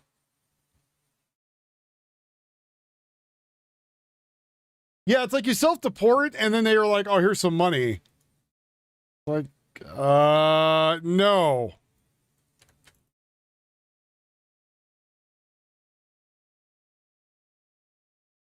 Man, all you said was Lieutenant Dan. The first thing that popped through my head was my legs being blown off.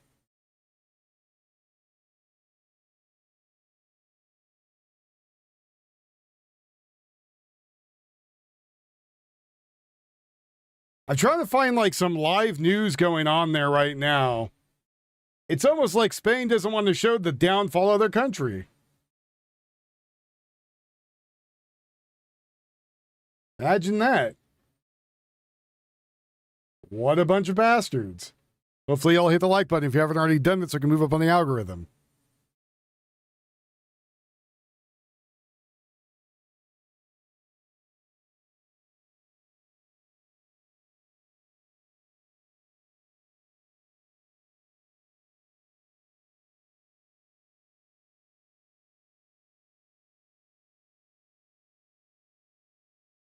That's right. Also donate too. Only commies don't donate.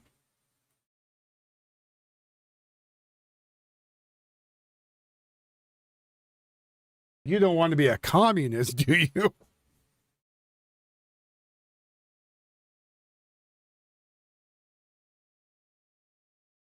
Or I guess a socialist at this point. Thank you, good sir. I appreciate you. You mean with the migrant invasion on their southern border? Oh, I didn't forget. In fact, people are making a lot of parallels to both of these.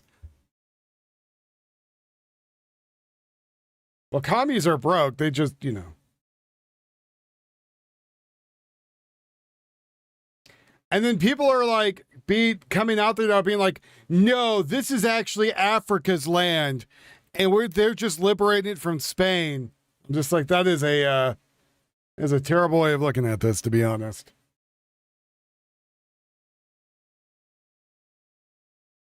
By the way, I guess all of the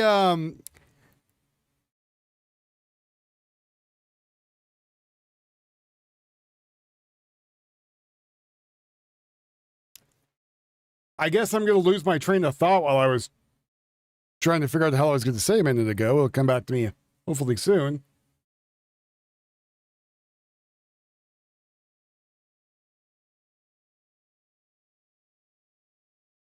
Oh, come on, brain. I know I'm just getting coffee in you.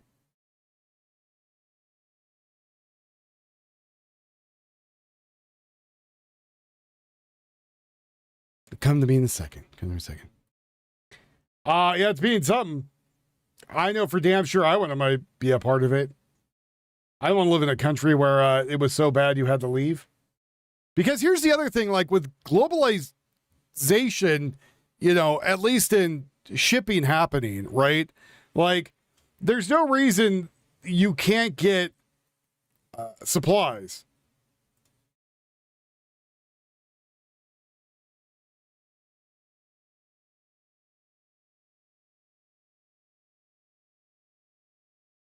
There's no reason you can't work with other countries to get stuff you need, right? So if you're in a country, though, that is so shitty, you can't figure out how to make it work, and you can't get other stuff from other countries because you have no export, why do we want you here?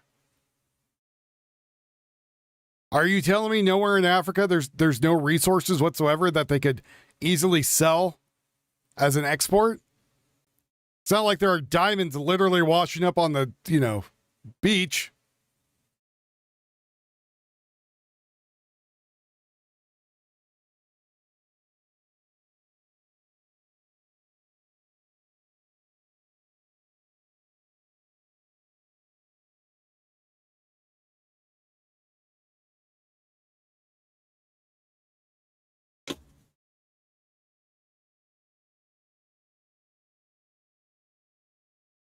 Yar, they still have the pirate booty.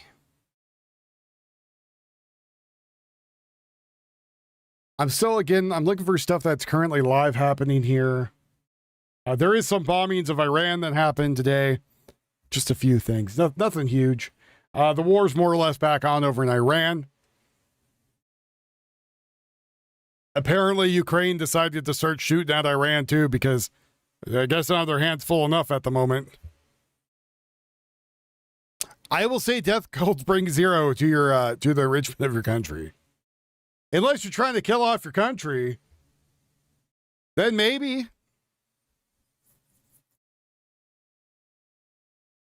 So I don't know. So Nick Sorator is saying no military. Other people are saying military is there. I don't know which ones are true or not.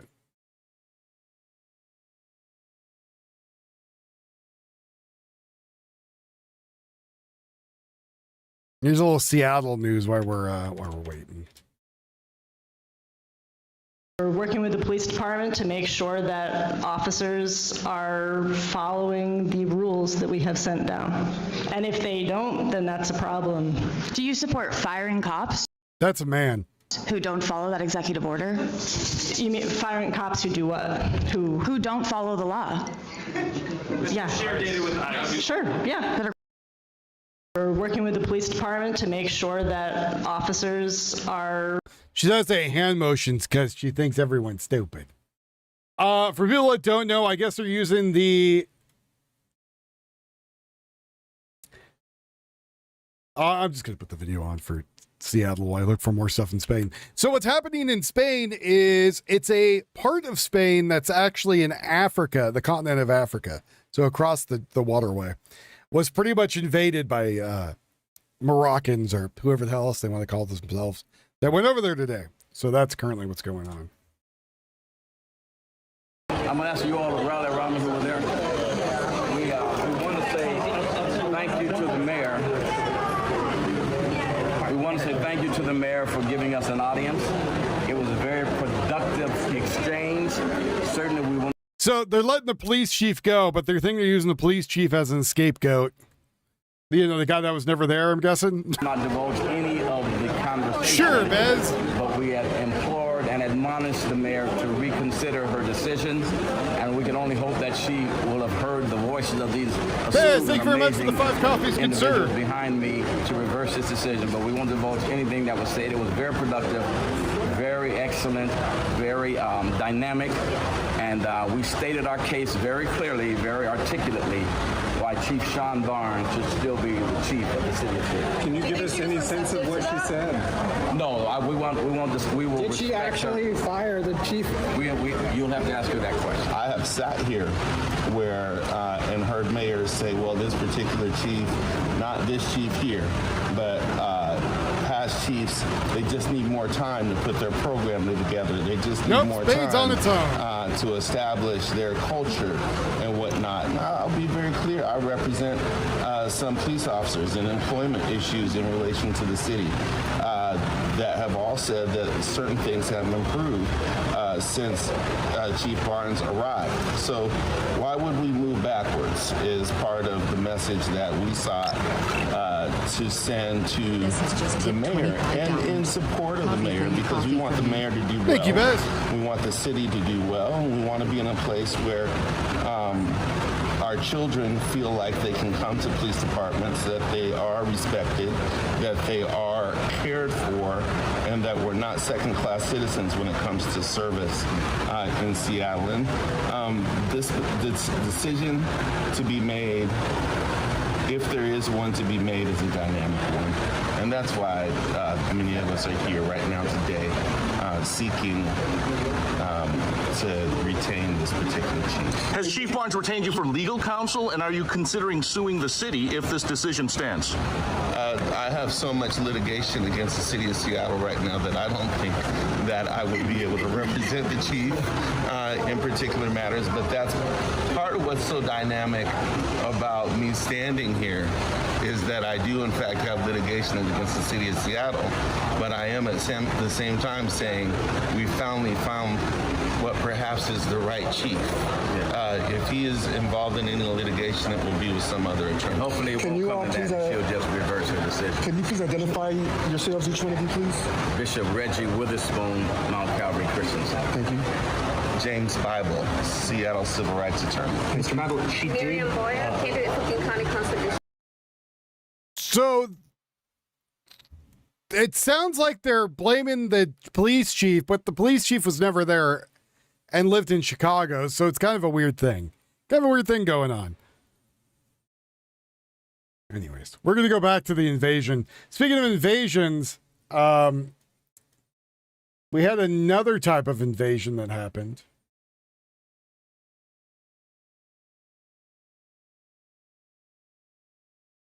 This one was a lot smaller of a invasion. The Anthropic reveals several of its AI models escaped a testing environment and independently hacked 3 organizations without the company's knowledge.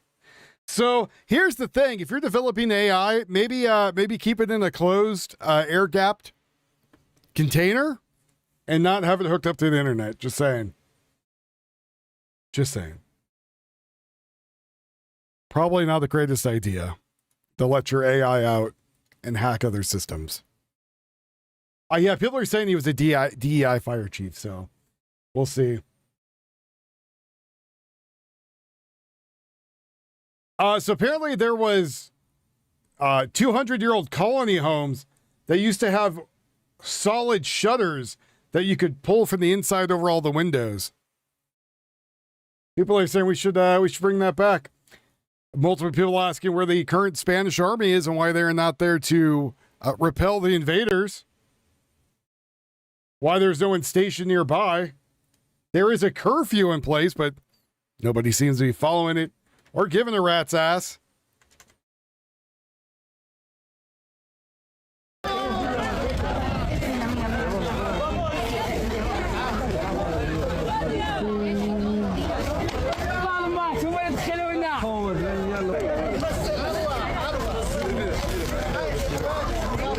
ما يشوف محرم اش دي غاسيهم دي غاسيهم يبان سي فازيم واش دي غاسي والتاونات تاونات روح سلامه لا عاون منين انت فاس فيفا اسبانيا فيفا اخ تركيا بارك تركيا هالبركه يشربوا الماء خوي هاك المسيح وحدك روح انا عارف والله كوسه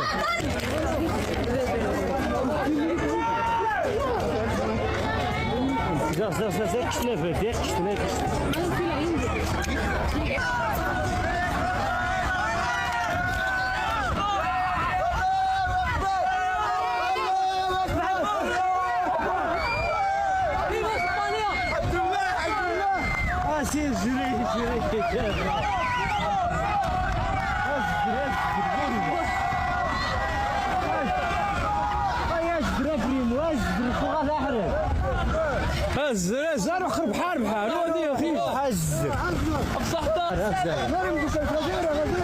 جري جري زعما يجيسنا حاطط جري جري روح خرب بحال نمشي خرب بحال روح Whoa, man. I wouldn't be surprised if they're on some sort of opiates coming over.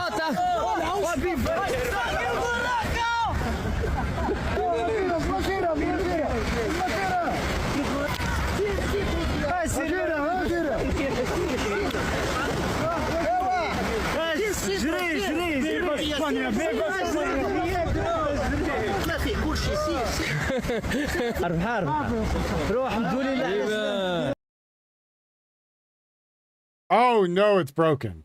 Oh no, it's broken. What did I do?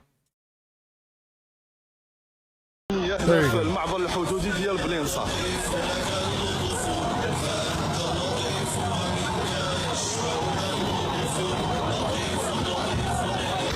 اوي اوي اوي يا ربي السلامة يا ربي يا ربي السلامة يا ربي. هنا في المعبر الحدودي ديال بلينصا.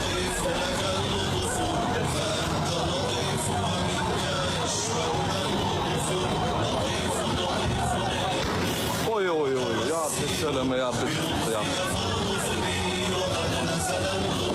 يا ربي السلامة يا ربي. هنا في المعبر الحدودي. What's up, Ahab?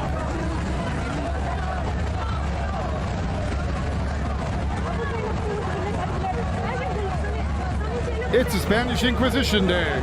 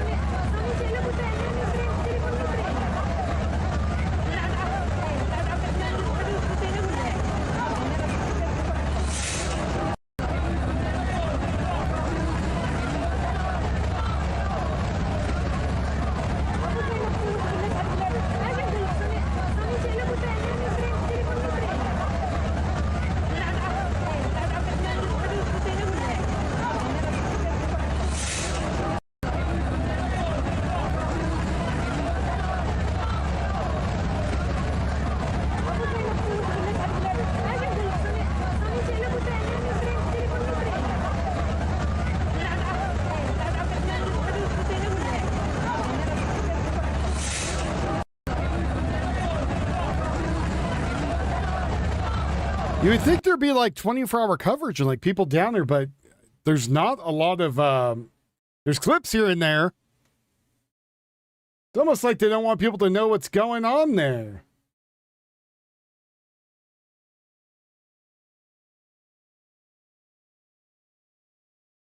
It's almost like they're keeping it super secret, double probation-y.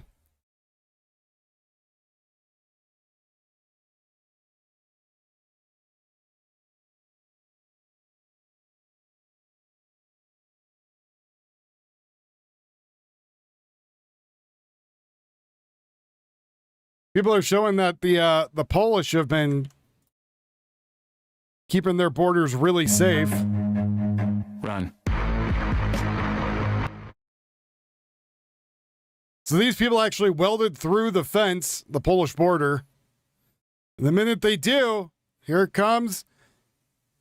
Here comes the fuzz. Re-welding the fence, have them all in the dirt, arrested. Not impossible. Can be done.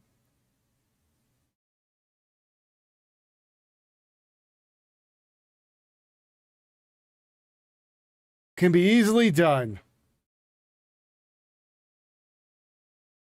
Apparently, Spanish intelligence believes that the invasion of Moroccan immigrants in the Spanish enclave is a false flag operation orchestrated by the Moroccan government on the order of the King Mohammed. Not only are there many paranoid criminals and prisoners among them, the 12,000 Moroccan nationals who have just arrived at the enclave, there are also reports of Moroccan army soldiers among them, allegedly.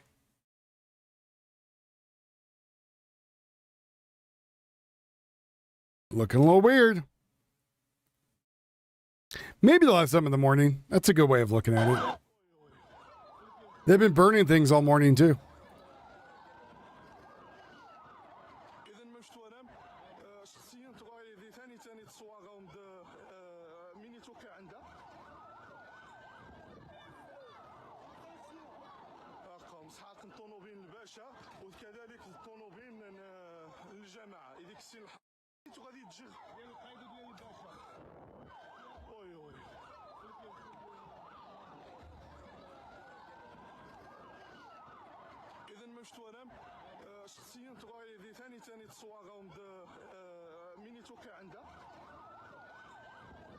Well, that's Moroccan citizens burning a bus.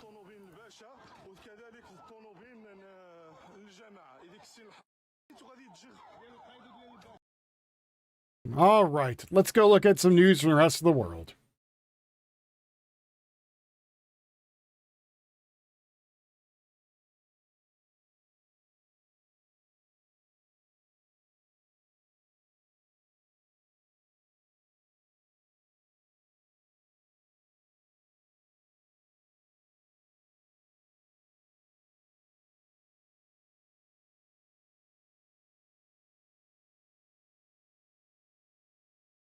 Let's get some of the world stuff up and going. Japan is still doing rescue operations. They hit by a huge storm also, so they kind of have a double bag of crap to deal with.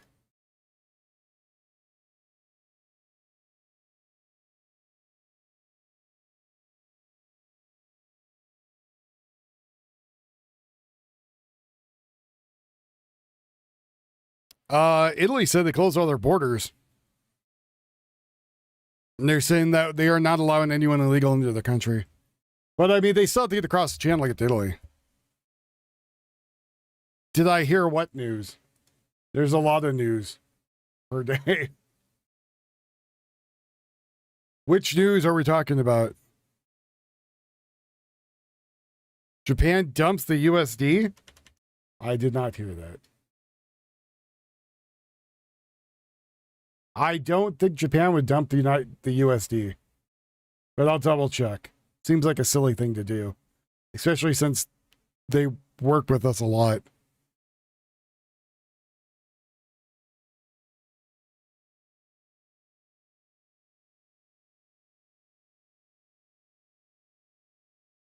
No, they're not dumping it. But it has been selling dollars and likely associated U.S. Treasury from its reserves to defend a very weak yen currently. Just, this is a standard foreign exchange intervention, not a strategic abandonment of the dollar. So no, they're just selling stuff off to back their own stuff. They're not dumping it. They're just selling off so they can not fall fully into poverty. So it's not dumped, it's just selling off. Yeah, they're selling it, they're not dumping it. That's the difference. If they're like dumping it like it was worth nothing, that's different than selling it to enhance their country's capital. That's long and short of it. Not a huge deal, not a big deal.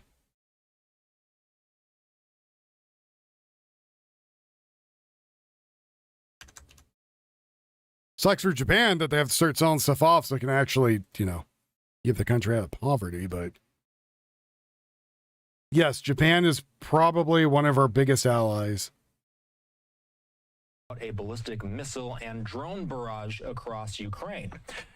Let's discuss the Russia-Ukraine war. Here's video from President Zelensky as NATO scrambled its warplanes overnight after a missile crossed the border into Poland while Russia carried out a ballistic missile and drone barrage across Ukraine.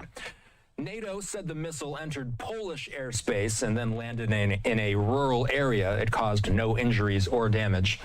Unfortunately, there were casualties reported in Ukraine proper. That's what you're seeing video and photos of right now. Going to Mark Rutte, he's the Secretary General of NATO. He posted this saying he discussed with the head of Poland the violation of Poland's airspace by a Russian missile. Poland and NATO activated their air and ground defenses. We stand in solidarity with Poland and will continue to strengthen our readiness to defend against any threat, including missile attacks. This incident is yet another reckless act by Russia and a dangerous consequence of its war against Ukraine. I condemn last night's deadly strikes across Ukraine. NATO continues to provide essential support so Ukraine can defend itself. Our commitment is unwavering, Rutte said. Back to Ukraine. The Russian attack in Ukraine overnight killed at least 10 civilians, continuing Russia's almost daily bombardment of Ukrainian cities, including the capital of Kyiv, where the Associated Press says that tens of thousands of people spent the night sheltering in subway stations. Retired Marine Intelligence Officer, National Security Analyst, and the host of the Strap podcast, Hal Kempfer, is here with me. Hal, how much damage did the Russians do in Ukraine last night? We'll get to Poland in a moment here. You and I talked about this attack as it was breaking news last night. Now that we've had about a day to learn about it, how much damage did they do? Quite a bit of damage, actually. They hit quite a few places. I mean, relative to everything else, it's not a showstopper by any means. But of course, you just mentioned the deadly attack that happened there. They also, interestingly, there's a U.S. Company that's building drones in Kyiv, or in around Kyiv, I should say. And that company actually has a factory that was hit by Russian missile. This is the first time that we've seen them deliberately attack a U.S. Weapons manufacturing facility in Ukraine. So that was kind of interesting as well. But it was a big attack, not as big as some of the attacks in the past. It wasn't as big as some of those huge attacks where you'd see 650 cruise missiles and 100 plus. Well, in terms of ballistic missiles, actually was as big or bigger than it had been in the past. But the drones were actually much less. The drones were actually, I think it was less than 300, as I recall. So that was a little bit smaller, but a lot of those things get through. And of course, the big problem is they don't have enough Patriot missiles. They just don't have enough missile interceptors. And so when they fire these missiles, too many of them are getting through, and it doesn't take a lot to cause a lot of damage. So is Russia trying to exploit that with attacks like this? Absolutely. In fact, President Zelensky, interesting ask he had of President Trump, he said, hey, can you ask Elon Musk if we can use the Starlink system for terminal guidance, basically in Russia, going after missile launchers? Now, that's a real interesting proposition. It brings some questions as to would Russia then respond. So Elon has come out many times and saying he doesn't want his system used for military actions. That's kind of a stance he's been on this entire time. So Zelensky's trying to get around that, I guess, and having Trump ask him. But yeah, it's not that accurate. I'm not sure what the plan is for that. But again, Elon has come out and said, I don't really want my weapons used for, or I don't really want these used for weapons. Respond by attacking Starlink satellites in space or something. A lot of questions come up with that whole thing, but it just shows the desperation of the Ukrainians in that regard, that they would even ask for something like that. What happens when NATO jets are scrambled, Hal? This isn't the first time something like this has happened. When the jets get scrambled and they're airborne, what are they actually doing when they get up there? Making scramble eggs. Well, first off, in case anybody's worried, it doesn't trigger World War III. I know some people get worried about that. They're going, oh my gosh, a missile comes in. In this case, it was an air-launched cruise missile, a KH-101. The Russians use that a lot. They got through. That's really what got most people concerned, was it was a missile. It wasn't a drone that had gone through. We just recently saw that drones had gone into Romanian airspace, and they also put fighters out there to intercept. When they launch, and when they basically what Mark Rutte was alluding to is the integrated air defense system that NATO has, and there are in many of these countries there are the host country, the home country I should say, has its air defense, but then there are other NATO countries that will have planes in there or other parts of the air defense system that will join in, but it's all integrated into one thing. So NATO works together in all the airspace of all the NATO countries. They share information. They work assets as they're there with various different countries, contributions, stuff like that. So basically what you saw was an air intercept launch. Apparently when they got out there, though, the missile come into Polish airspace and then disappeared. And that's where they found basically the crater that they then put together with crater analysis and said it was probably a KH-101 cruise missile. How is it so easy for projectiles to fly into NATO airspace that aren't supposed to? Well, it's not like a wall. They can go in there and cross the border and get in there. I mean, obviously, if we had more air defense systems up there, it would be more difficult. NATO doesn't have what you might see in Israel. Israel has basically this Iron Dome concept of a really tight, compact air defense system.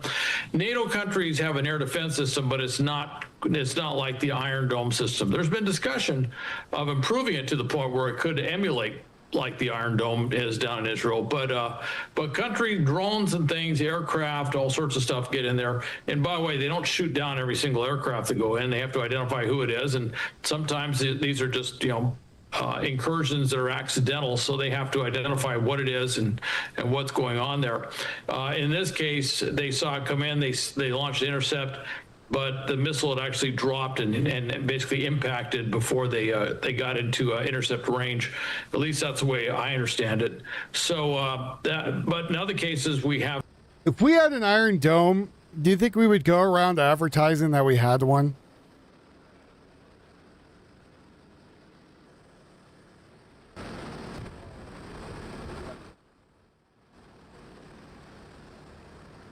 Or if we had any other really strategic specialty anti-air system, we would go around and advertise it. Like that supersonic and hypersonic missile things that we apparently already had and developed.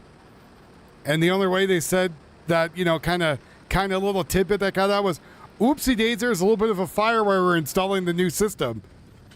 That was the only thing we kind of got. Iron helmet. Yeah, we're not gonna go tell anybody about it. There's a bunch of stuff we don't tell people about. I've seen intercepts of drones taking place. In many cases, they just watch the drones. If they're not going anywhere where they're going to harm people, sometimes they won't intercept them at all. They'll just keep an eye on them unless they pose Screw that shit. If I was a country, I'd blow up anything that I didn't know what the hell it was. In recent months, we've been watching as the Ukrainians themselves have been carrying out long-range strikes, and then obviously we have incidents like. So we have had a lot of info that has not gotten leaked, unless apparently you're on the forums for what the hell was that game? War Thunder. But there's a lot of stuff we have that is not leaked. Last night, where the Russians attack the Ukrainian capital. How do we answer the question today of who is... All right. Hal, I don't care about what you say, to be honest. I think you're full of shit. Off of Central Ave, South LA, along here through the Avalon Gardens area, pursuing at least 3 suspects in their vehicle. There may have been LAPD officer involved crash, taken to the hospital. The street, and as some of the officers in their black and whites passed by one of the trailing vehicles, it's the one that the witnesses say actually slammed into the side of that car, causing the injuries. At that point, it was the mom getting out of the driver's side, going into the back seat to help her 6-year-old daughter out, and that's that's when the crash happens. To the video we go and a look at the dramatic scene here just a few moments after that crash. Can't freaking stop yawning. Bystanders, witnesses rushed over to try to help the mom and the little girl as they're down on the ground in the street here. As one of the witnesses said, the force of the impact sent the little girl flying out of her mom's hands down onto the ground, down onto the streets. All of this happening right near a big field by a high school here. So there was a large crowd here because they were doing football practices, getting ready for the upcoming season. So a lot of children, and some of the witnesses telling us that's why the mom was bringing her little child over here, her little daughter, to be part of to watch part of the football practice when this pursuit goes through here. In any event, we've got some witness sound and also the grandmom of the daughter and her granddaughter who was involved in all of this. Listen.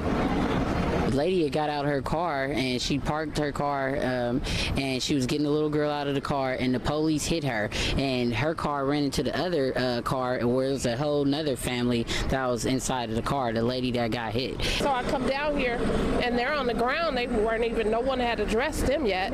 They're sitting there on the ground, and then finally, maybe after about 10-15 minutes after arriving here, that's when they finally said that the paramedics was on the way in. It's just a hazard. There's so many kids, and it's a zone where there's so many kids. That's totally dangerous. That could have been worse.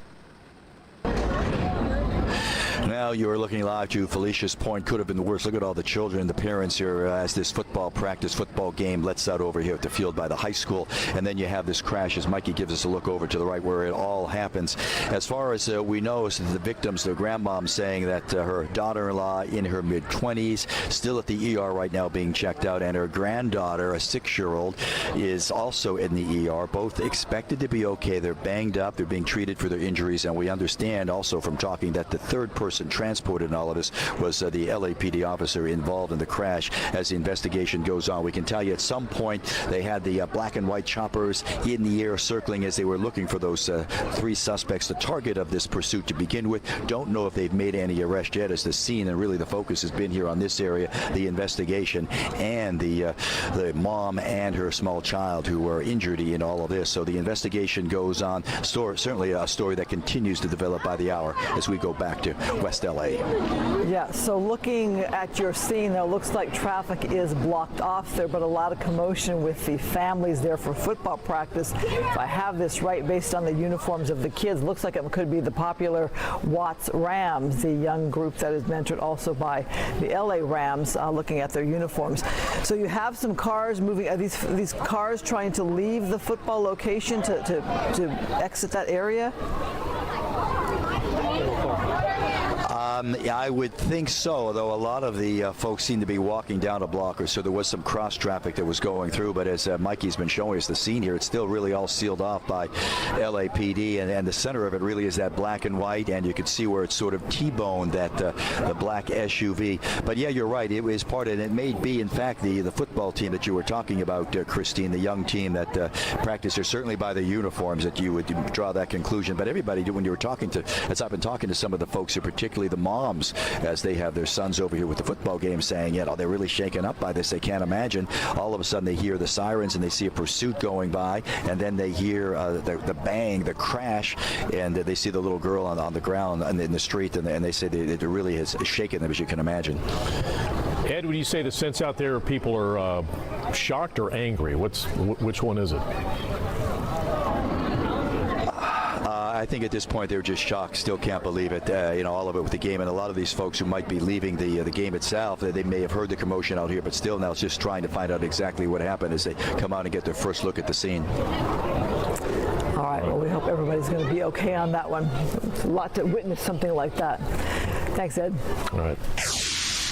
Well, tonight a mother is fighting to keep her 29-year-old daughter on life-sustaining treatment after the woman was shot in the head. She claims the hospital declared her brain dead too quickly, denied proper care, and blocked efforts to transfer her to another facility. Fox 11's Gina Silva has the story you'll see only on Fox 11. I don't have any ill will with the hospital. I just want to save her life. She has 2 children. Rochelle Grant says her 29-year-old daughter, Dejiana Lane, was shot in the head on July 6th. She says that within 48 hours, doctors at Los Angeles General Medical Center told her Dejiana was brain dead and she You have should no life consider insurance and she's brain donation. dead. Every 5 to 6 hours. Well, you think your daughter would want to live like this? She can save 29 other people. Why would you allow her to live like this? You're being selfish. So I explained to them that I know my daughter and she would fight for me the way I'm fighting for her. Rochelle says she's never given up hope. She claims her daughter has been showing signs of improvement, but alleges the hospital stopped providing some of the treatments it had been administering because doctors believe there is no chance of recovery. They're not following protocol. Every 2 to 3 days, the IV should be changed out. They have not been. They just put a PICC line in because I made such a fuss about it because that's life-saving measures. Rochelle took the hospital to court. A judge temporarily ordered Los Angeles General Medical Center to continue life-sustaining care while allowing the family to transfer Dejiana to another facility. But Rochelle says the hospital continues to block that transfer. The reason that they gave was like, oh, her insurance won't cover it. So we said, we'll pay for it out of pocket. And oh, well, they don't have any beds. If they didn't have any beds, they wouldn't have gave us the number to tell the hospital, here's their number to solidify the transfer. As the family waits for Dejiana's transfer to another facility, Rochelle says she'll keep fighting for her daughter's life. It's not right. They took an oath to save lives. So to let one person go to save 29 other people is just not fair. It's not fair to her. The hospital says it cannot comment because of privacy laws. The next court hearing has been scheduled for August 4th. I'm Gina Silva, Fox 11 News. The details on a story out of Riverside that we brought you earlier this week, the hit-and-run death of Kaiser Permanente radiologist Peter Mullis. The driver accused of hitting him, 62-year-old Gene Cunningham, was in court this afternoon, pleaded not guilty. He looks like a real winner.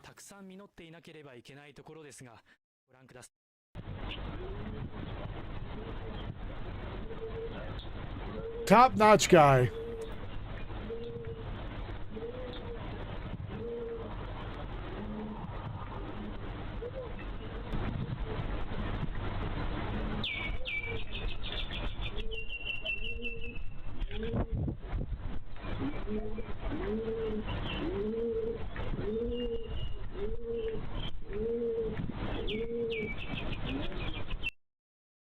What the hell that sound was?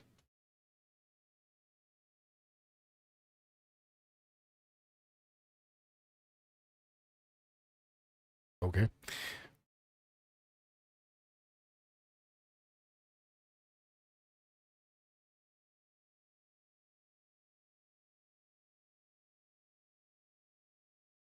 More Spain. More Spain stuff I'm looking for. Actually, I'm looking for literally anything happening right now. Just want updated news.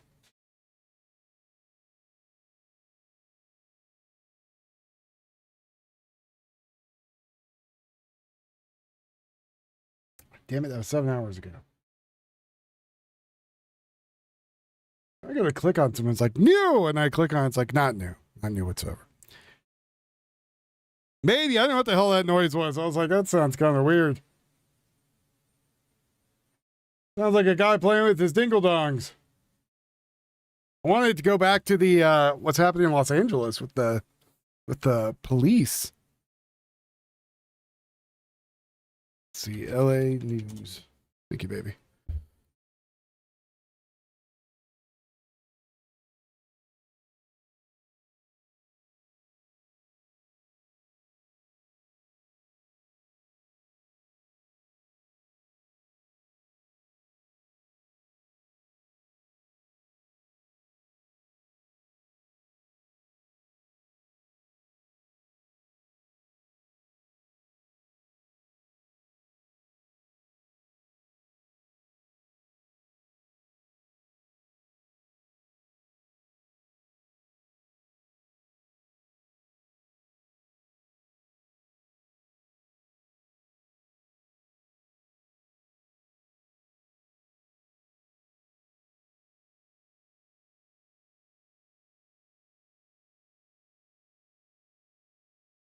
I'm trying to look for more what's going on with the stuff in LA that we're just hearing about.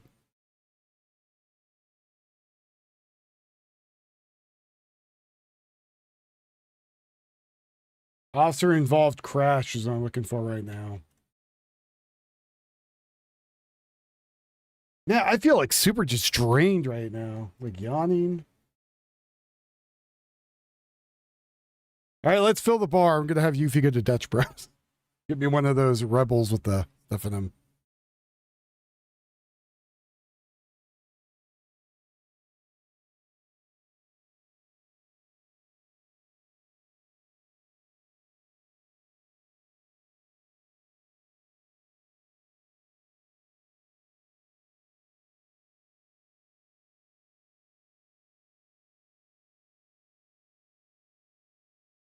We need to pick me up. Need to get going.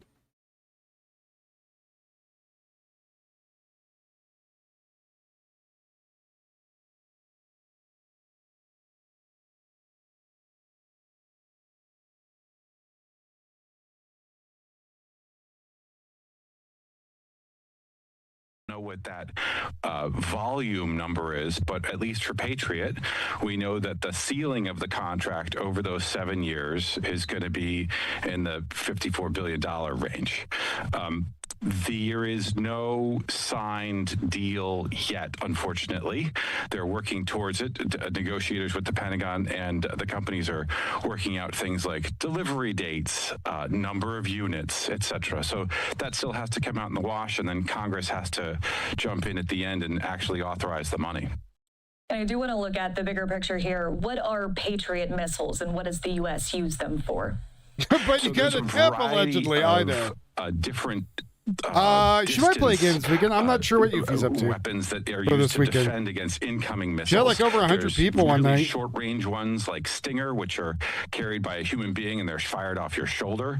There's a Patriot battery, which is a sort of a 6-pack or a 12-pack of missiles or more. You can have multiple batteries running off. She's playing games on Saturday, radars. she said. And that would defend something like the National Capital Region or Los Angeles or some sort of, important city, a large important city. And then there's an upper tier called THAAD, which would defend something like, like half the eastern seaboard or, Texas and the Southwest. So this is the Patriot battery is a point defense system, runs off a radar made by Raytheon, and Lockheed Martin makes the interceptors themselves. And you brought up Congress. I want to talk about that in just a moment. But the U.S. is using its own missiles in overseas operations in Iran and also supplying munitions to allies. Mike, I wanted to ask you, where do American stockpiles stand? So there's been a lot of press recently about U.S. stockpiles. There's been some think tanks in Washington. CSIS put out the figure under 1,000 Patriot missiles left. The United States currently contracts to make about 650 Patriot missiles a year. The ultimate end state of this contract, this 7-year contract, is going to be, if Congress decides that it's going to be allowed, and they'll give this multi-year authority. I'm going to tell you right now, no civilian knows how many rounds we have left. Not a goddamn person. And no one's going to tell the news it. Which is going to require a very, very big investment, breaking ground, new factories, new capital goods, all that. And I said that I would bring up Congress again. I mean, Mike, what comes next? You're saying this is not a done deal. Congress needs to approve the agreement, correct? So the way that it works is you have appropriations. They appropriate the money. There's that's the golden goose right there.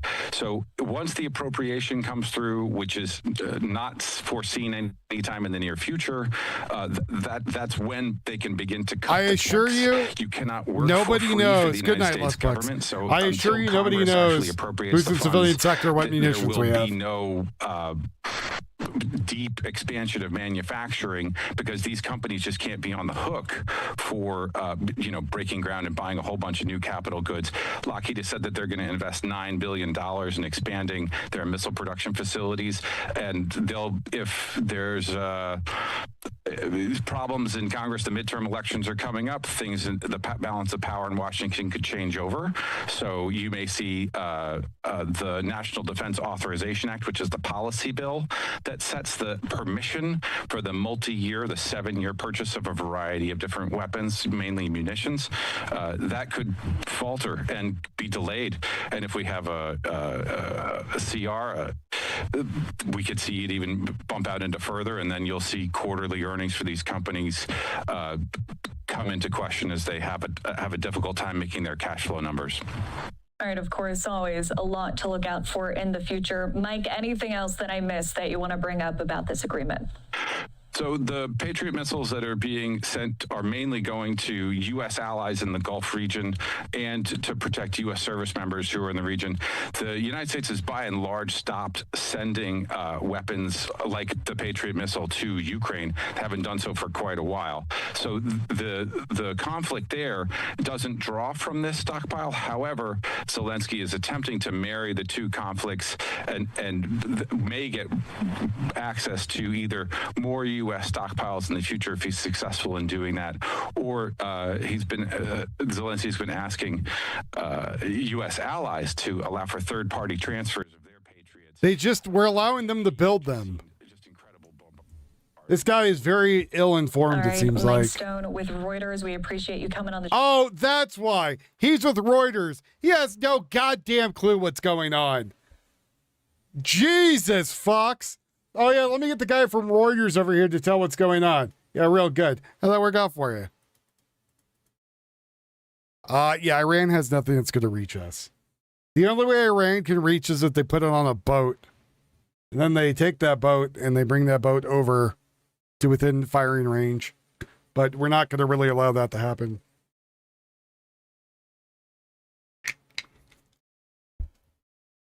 Well, I said we're not going to allow it, but if they did it in such a way where we don't know what's in there, that would be that would be bad.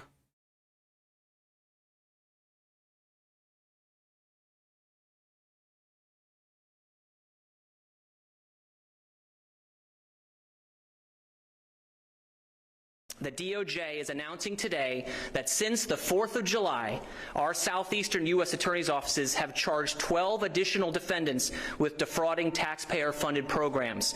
These cases reach over $90 million in intended losses. And you'll hear more about those from our U.S. attorney's offices in a minute. One scheme targeted food stamp benefits in the Southern District of Florida. On July 8th, 4 defendants were charged for concocting a scheme to convince food stamp recipients to sell their federal benefits at a discounted rate in exchange for cash. The scheme caused nearly $20 million in fraudulent EBT transactions at a quick stop convenience store in Miami. 2 of the co-conspirators are foreign nationals, and 1 even has a pending final order of removal from the United States. And as the allegations allege, he is charged with defrauding the American taxpayer. As of today in that case, 3 of the 4 defendants have been arrested. Most recently, 1 of the defendants was arrested just 4 days ago when he landed in the United States on a flight from Jordan. The charges we're announcing today also include a fraud scheme targeting a program meant to educate our children. Pretty wet, I hear. And I can't overemphasize that these are not victimless crimes. Every fraud case prevents bread from going to the table of a needy family, or health care from going to the elderly, or a child from receiving the education that they deserve. More people being found for defrauding the government. They should start looking, for the other people defrauding the government.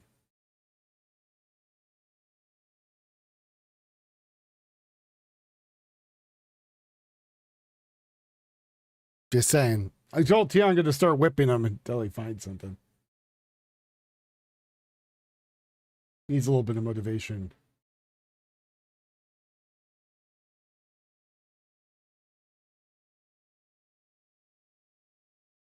Somebody posted things saying, during the Komuto earthquake, I was 19 years old at the time.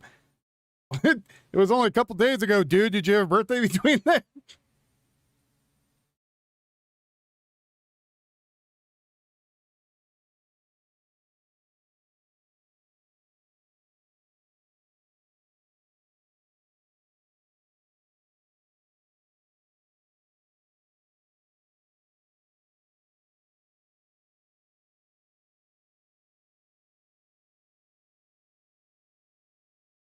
I'm currently, again, looking for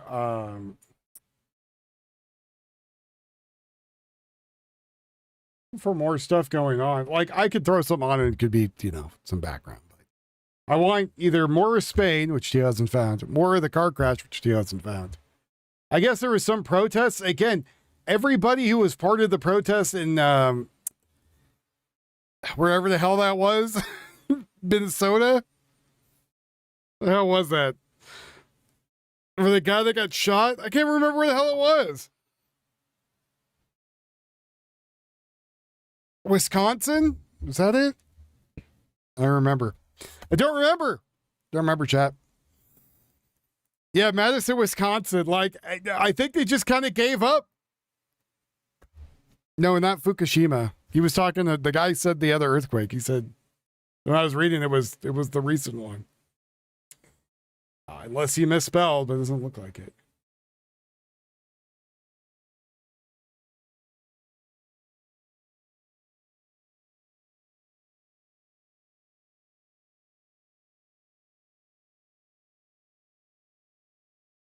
Yeah, it lasted a very short amount of time.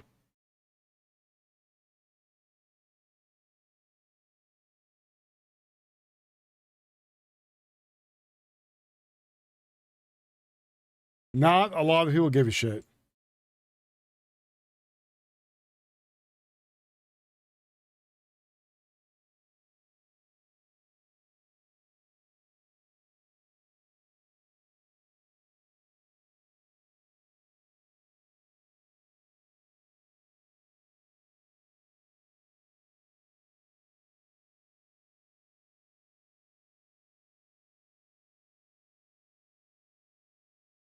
And then they went back to the Laney Hall. Now they're back at the Laney Hall.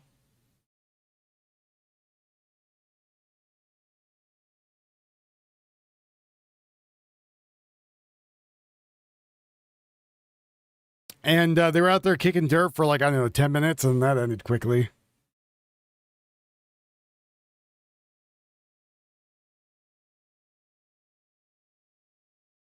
I mean, I could do what Lookner's doing and just have the same thing play over and over. Wait, hold on, wait, new update, hold on, wait,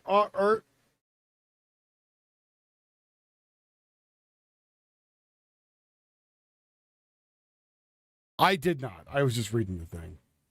I don't engage with people right on the internet.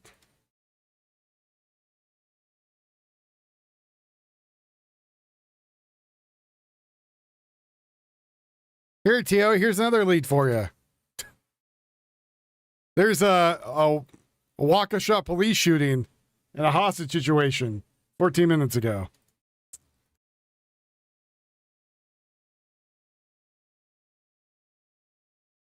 Police around the Meijer on Sunset Drive. Witness telling Fox 6 there was a shooting inside. We have team coverage tonight.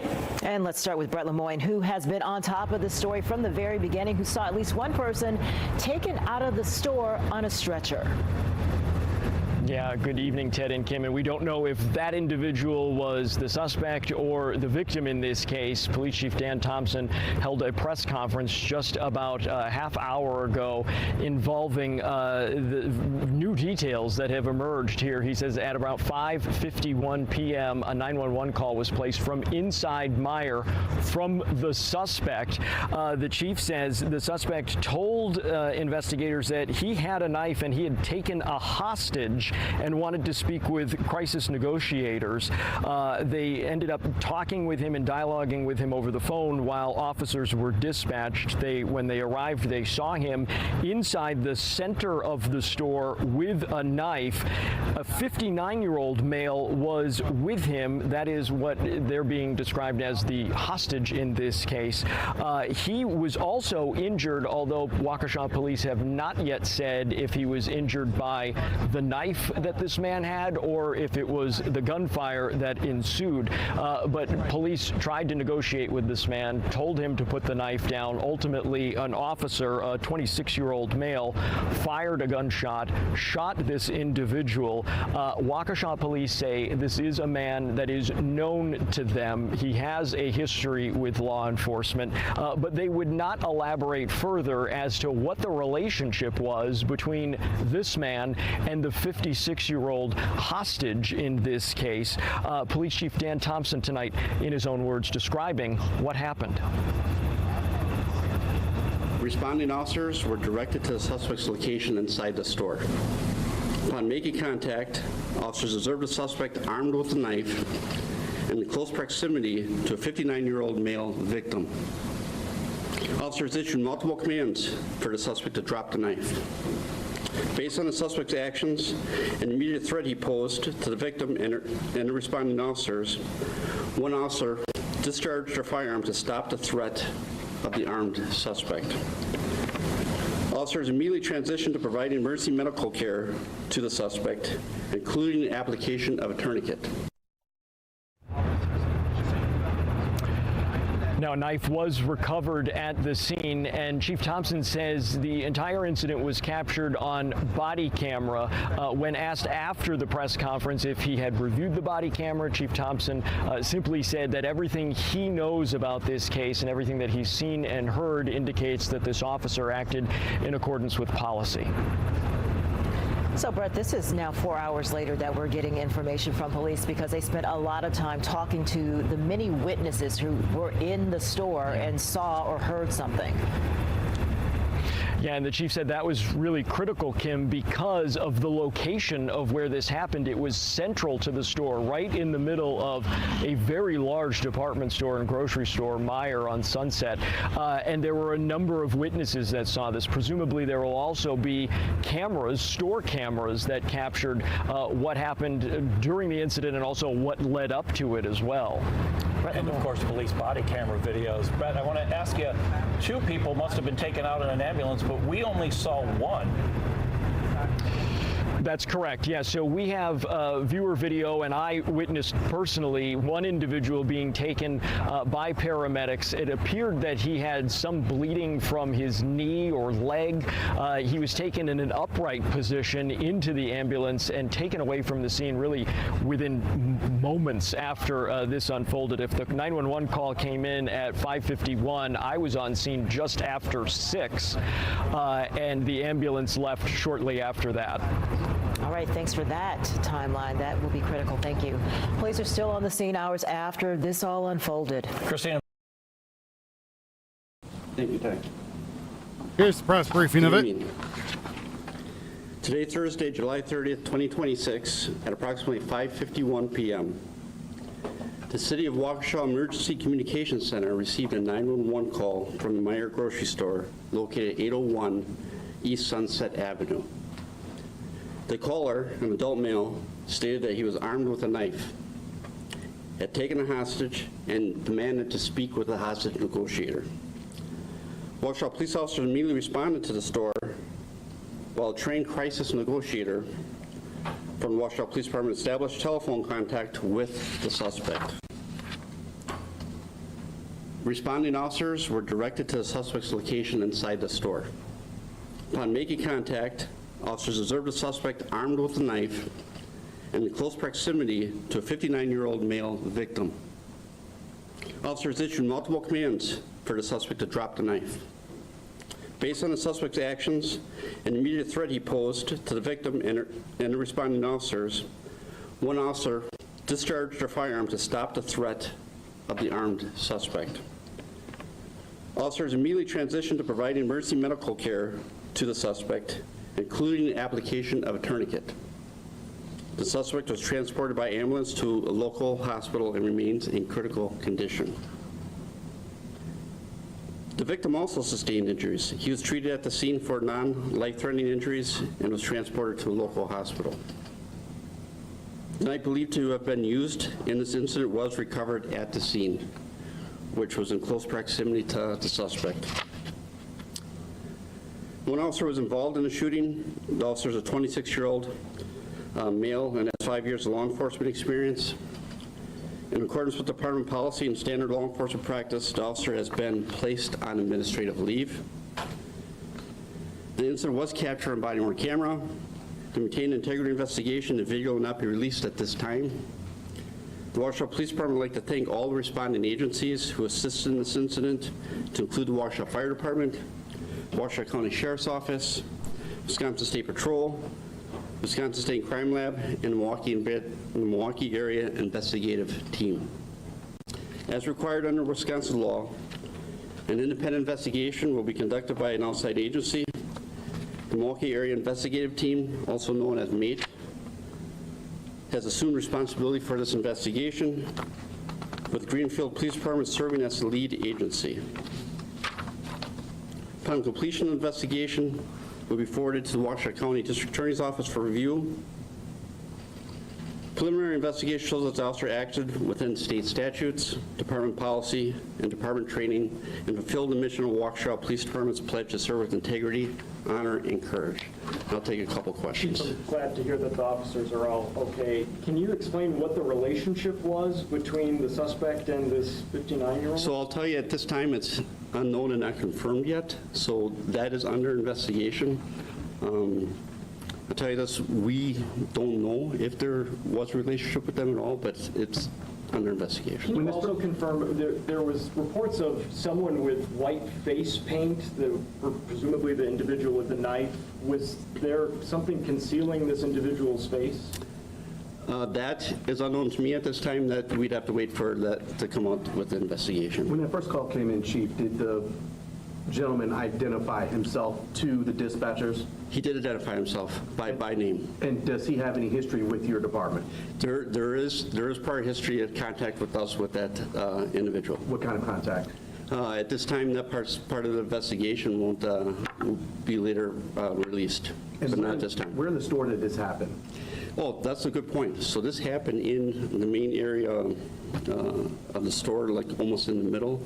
So there's multiple other witnesses, many witnesses still in the store shopping at the time when this happened. Chief, you said the 59-year-old was injured. Can you detail the nature of those? Was it injured by this suspect? Was it in a scuffle? What was that? So that is under investigation as well. So we have to wait for me to actually do the preliminary investigation, and hopefully we'll learn that as well. So one more question. I'm sorry, just to follow up though, that's an important one.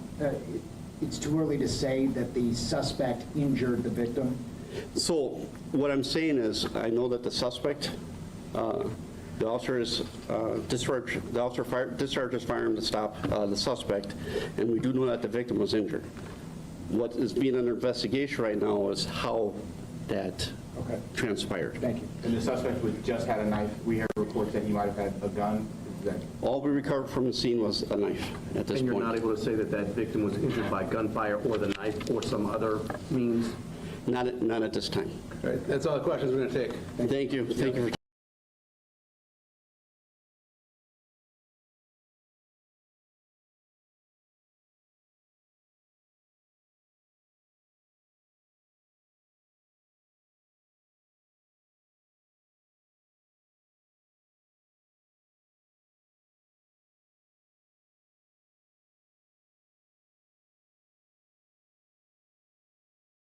Oh, I've been talking the whole time muted.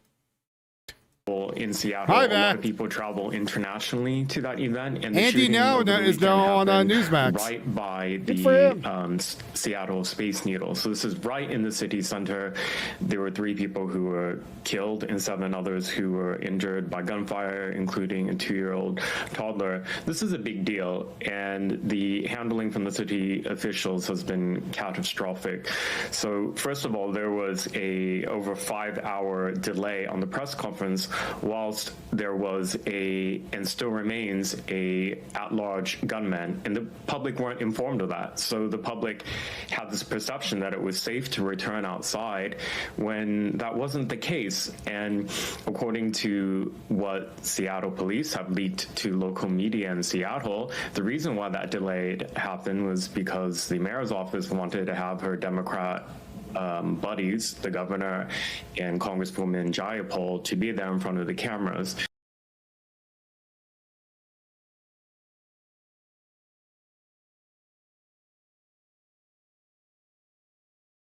Well, Andy, now I was hoping you were going to tell me more stuff.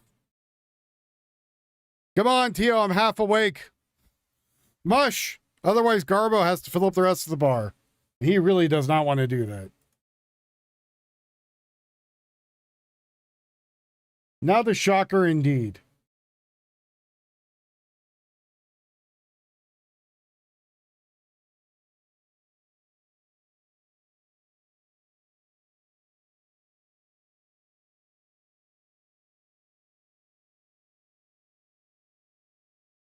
Oh, I know you got money. Don't lie to me. I know you're all wealthy out there. Come on. $5 from each of you starting now. Now, even from Tio. Cash App, Venmo, PayPal, buy me a coffee only. We will be able to get all the bills in check. Let's go. We're doing it right now. Make it happen. America's crying out for Congress to crack down on this unprecedented corruption. And they want their leaders to reckon with how Trump corruption was possible in the first place so that we can make sure it never, never happens again. Today, I'm pleased to announce new legislation that will do both. The Anti-Corruption Bureau Creation Act. This bill is the biggest, boldest, and broadest proposal ever put forward to revitalize Ragul, you got to go and make Garbo cover you then. I'm introducing this bill with my friends, Senators Padilla, Merkley, and Kim. Our legislation has two aims. First, get Americans their money back. Second, make sure no one can steal from them again. So let's start with the first issue, since it's the most pressing to the American people. Just because Trump stole Americans' money doesn't make it his. Americans deserve to get that money back. What money did he steal? My bill will create a private right of action that allows Americans to recover the money Trump and his family have taken from them. What money? Our proposal mirrors the False Claims Act. The hell is he talking about? Which allows citizens to file lawsuits against people who defraud the government and receive part of the civil penalty if their case is successful. So all the people on welfare? The False Claim Act lets the public sue someone who is defrauding the government, but not someone connected to the government who is defrauding the public. Our bill would empower any person, including a state attorney general acting on behalf of the people of their state, to file a claim to recover money stolen from the public through government corruption. The idea is simple. Are we going to get Nancy Pelosi's money too? One of his lackeys, sons, or cronies uses government influence to steal from you. You deserve your day in court. Our bill has provisions that give priority to state attorneys general and to larger, more severe cases of corruption to ensure that frivolous suits don't get in the way of justice. Our second objective, stopping it from happening again. It's not enough to get the American people their money back after the fact if our grifter-in-chief can just rob them again. That's why the second goal of this bill is to put up guardrails to ensure that no president, this one or any other one, can ever turn public office into a private fortune again. Over the years, the corrupt chipped away at the guardrails Congress passed after Watergate to prevent the president from abusing the highest office in the land. Trump saw those cracks and crevices. Instead of fixing them, he grabbed a sledgehammer. He installed a loyalist at the head of the Office of Government Ethics. Trump fired the Senate-confirmed U.S. Special Counsel, a role tasked with investigating corruption in the federal government, and replaced him with a MAGA acolyte. He has also completely neutered the Federal Election Commission, which Congress created to police the rampant corruption imposed by Watergate. My bill would establish a new, independent anti-corruption bureau that strengthens all the guardrails Trump has weakened and placed them all under one roof. The sum of these agencies is much greater than the parts. This new bureau is one where these institutions work in symbiosis, strengthening each other and eliminating barriers between them, which often got in the way. It replaces a broken patchwork of watchdogs, none of which were built for this moment, with one powerful anti-corruption agency, ready to act anywhere, anytime corruption strikes. The Bureau would have subpoena power to give it real investigatory strength, meaningful enforcement authority, and the ability to disgorgement's very important, all ill-gotten gains. The Bureau is a one-stop shop to both catch the corruption and make them pay up.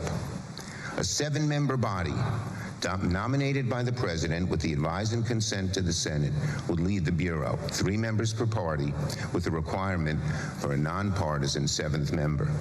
Our Anti-Corruption Bureau isn't mere reorganization.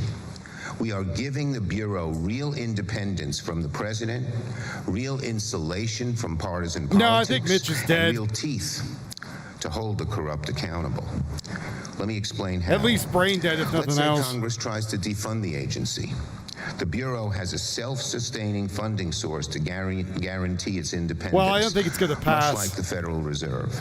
He's going to try to get it passed. I don't think it's going to go anywhere. The Bureau I think they to go hope after it's going to his go somewhere. political But opponents. This would come at a steep price. Our bill explicitly prohibits weaponizing the Bureau in statute. Violate the prohibition, and you could end up with a large fine or jail time.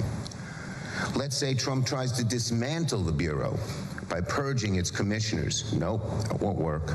If the president tries to remove a commissioner, our bill requires a panel of judges to appoint a temporary replacement to ensure the Bureau never loses a quorum. No president can fire their way out of this agency. Sweet, more the Bureau can do its work bureaucracy without fear of that does nothing retaliation from the powers that be. Defanging these watchdogs shouldn't have been possible in the first place. A watchdog that depends on the goodwill of the person it's supposed to restrain is not any watchdog at all. So, in conclusion, this bill is just common sense. A basic, straightforward way to make sure all facets of government serve the people and no one else. Now, I'm not going to pretend this legislation's a panacea. It's not.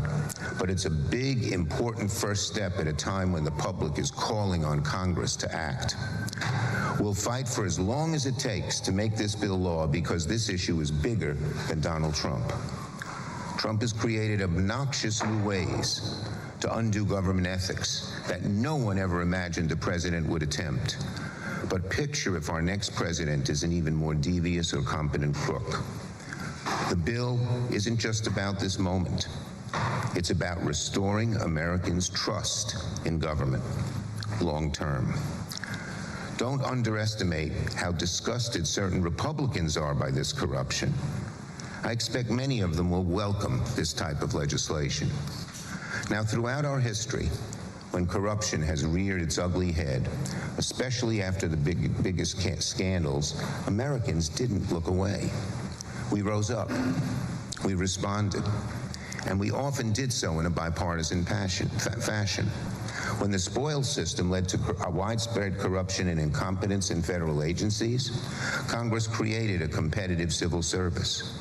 When the 1904 election was marred by a corporate fundraising scandal, Congress barred corporations and national banks from contributing money to federal campaigns. When the Teapot Dome scandal gripped Washington, Congress gave itself greater power to police corruption.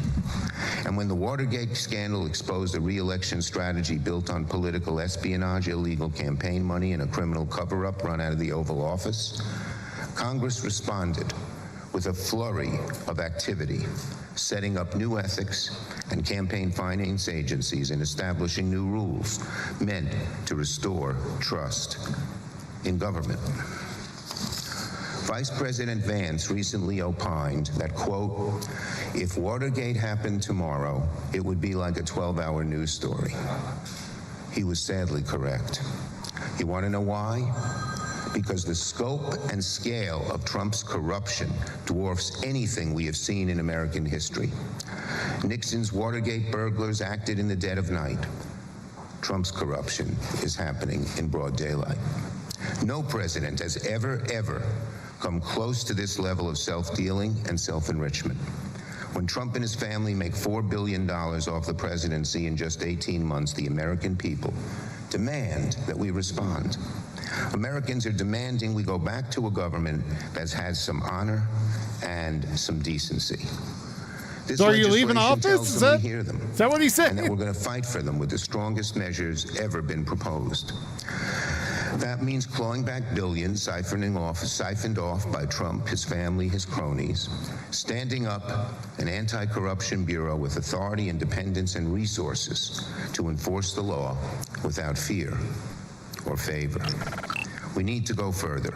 We need Caroline to recognize why Trump's promise to drain the swamp resonated with voters a decade ago. They correctly sensed how Washington worked for the people who can pay for it, and not for everyone else. Trump took that suspicion, turned it into a certainty with his endless grifting.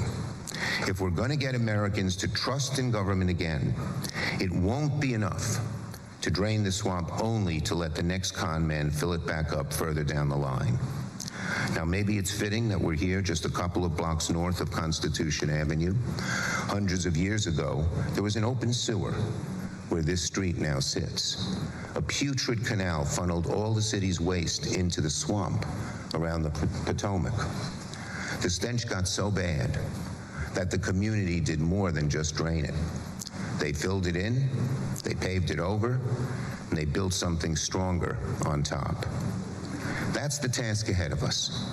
We're going to bury corruption for good and lay the foundation for a more ethical government. Our work is going to touch on a lot more than a single fetid sewer.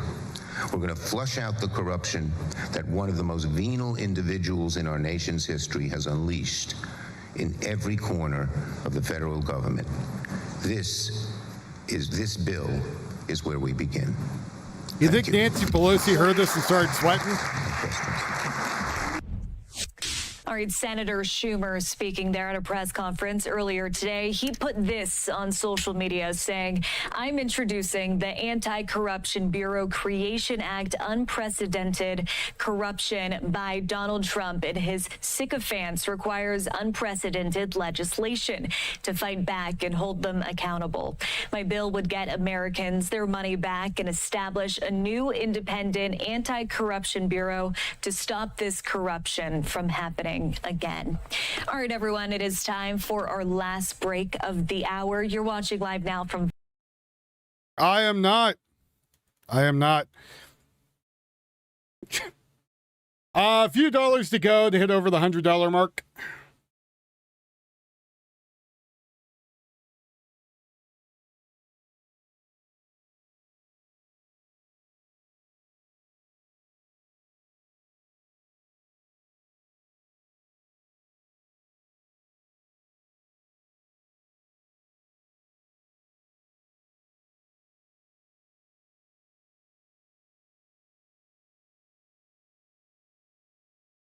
Leftist New Zealand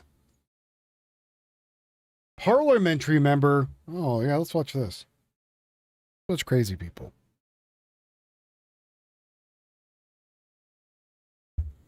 Oh, well, even he says in the thing, the president gets to pick the board of people. So it's like, what? I don't know. It seems stupid. Bastard language. This is what you're fighting to protect, is a language that's not even its own. It's a bastardization of Greek, Old Norse. English is a bastard language. This is what you're fighting to protect, is a language that's not even its own. It's a bastardization of Greek, Old Norse, Latin. It's a complete bastardization. And so what you're saying is it's a language that was made by diversity? this is what we're wasting the House's time Japan's fighting rebuilding. for. Sorry, I know no one wants to say it straight up, but these snowflakes over here, bunch of snowflakes that hear the word Aotearoa and cry themselves to sleep over there. There's no one even in there. What they do, they cry when they hear the word Aotearoa. They stand up and point of order it in this house. Yeah, that's how weak they are. They see Te Reo Māori and they shiver in their boots. Oh my gosh, the Parliament delegation just went to Wales and look at them. They've got their beautiful Indigenous language covering everywhere before English. And guess what? The world didn't fall over and the world didn't end. People still knew where they were going. In fact, people saw it and thought, wow. If it wasn't for English, you wouldn't have airplanes or electricity. Just throwing it out there. We're in a country that values their Indigenous language and identity, unlike our snowflake government that cannot handle Te Reo Māori, which is why one of the first orders of business for them was rearranging Aotearoa New Zealand on the passport and making sure that we could take Te Reo Māori out of government departments' names. Oh, come on. How divorced from reality can you be that you think think switching out Te Reo Māori is a priority for any New Zealander. And let me tell you why Te Reo Māori has a protected language status. Because it was beaten out of Māori systematically. We had to march our asses to Parliament demanding that the Indigenous first language of this country be recognised and not beaten out of the mouths of its native speakers. And you know what the ironic thing is too? English isn't even an official language in England. Even they know that it's just... People just started laughing at her because they know she's a fucking nutcase. They gave us a radish dish? Well, that's very nice of them. Very sweet. Very, very nice.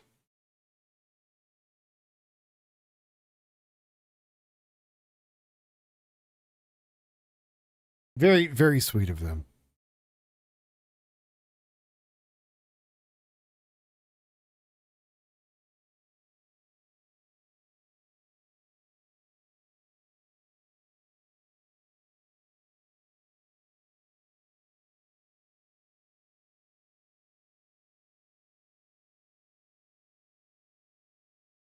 Man, if Tia doesn't find me something soon, I might call an early night. I don't really want to, though, but he's killing me. He's killing me here.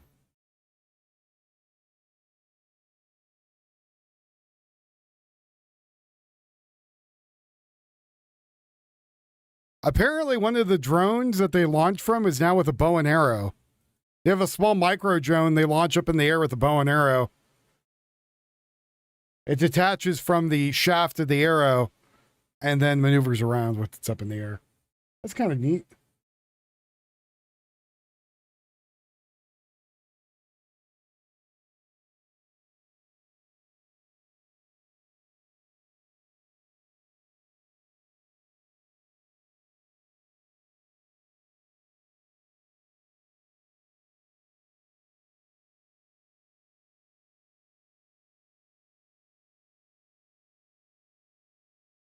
Good night, Radagaskar. You take care, buddy.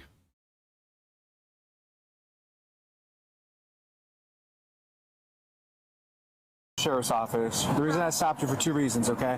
One, your taillights aren't on, so it's completely dark back there. Oh, I'm so sorry. Yeah, and the second reason, your tag lights are out, so you have no light over your license plate. Okay, you got your license on you, ma'am? I don't. Honestly, my boyfriend is supposed to meet me over there, and he's supposed to come get the car from me. Okay, do you have a license? I do. I just don't have it on me. Okay. Do you have, are you the registered owner of the car? No, this is a car rental. I didn't even rent it. My boyfriend rented it. Where's your license out of? New York. New York. What's your name? Brianna. B-R-I-A-N-N-A? B-R-A-N-N-A, Valenzuela. I live in New York. I'm here in Florida, literally just visiting friends and stuff right now. I'm at an airport. Okay, so you don't have a New York ID at all? No. Okay. First up, we're trying to figure out what's going on, okay? For sure. You can just stand by the back here. Yeah. All right. So basically, your story's not making a lot of sense to me, right? You say you live in New York, but you don't have any ID in New York, right? Yeah, I wasn't born there. I understand that, but you said you live in New York currently, right? Yes. So how do you have no ID from New York? I've never had a driver's license or anything. Do you have anything with your name on it in this car? No. All these are fake. What name is that? She had 12 fake sure? IDs. It's pretty nice name, but...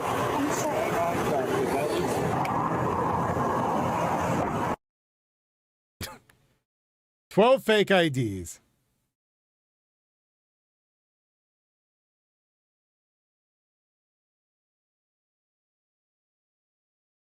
Portland Antifa influencer Spider Mike or Michael James Duntley has pleaded guilty to violently attacking city property outside the ICE facility.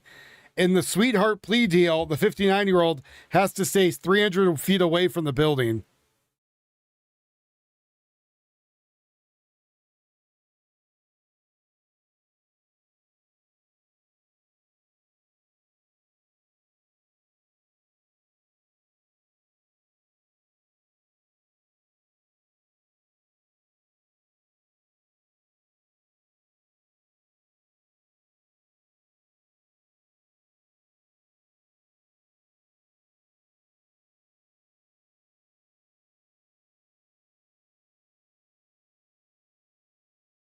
You're undocumented? It's good to know. Glitch, did you ever throw a scanner on that car? Did you forget?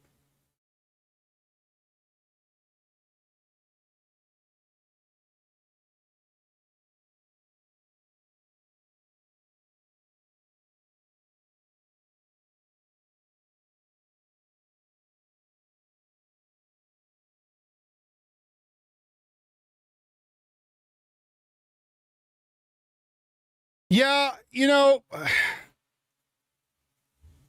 it's kind of weird that this could have all been squashed in Portland a long time ago.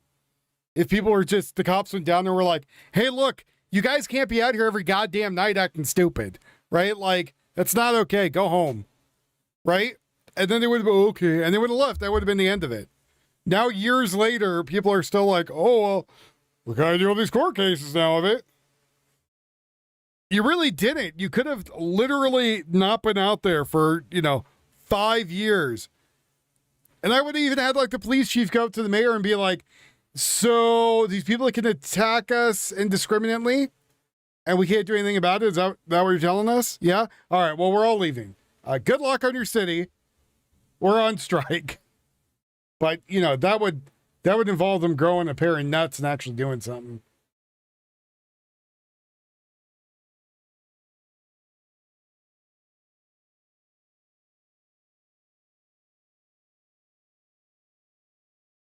So I think I'm going to call an early night. My back is killing me right now. If we can get $2 more in there to hit over the $100 mark, that'd be great.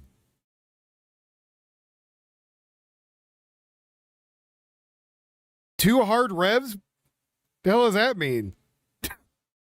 Did he do a full scan on the transmission and see anything? I don't know. I feel like you're fibbing. Glitch. Or he didn't have the full scanner to run it. Because it's technically a dealer scanner you need, but I mean, the electronic shifter's not a big deal. To be honest, all that shit's about the same now. Even the people who think they have a mechanical shifter are electric. If it's not automatic, it's probably electric.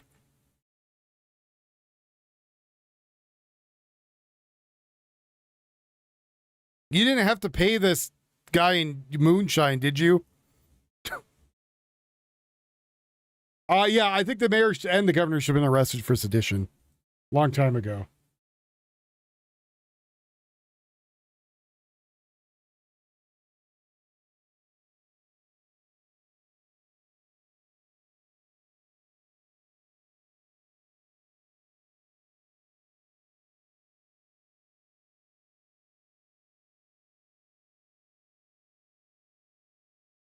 Good afternoon, Seattle.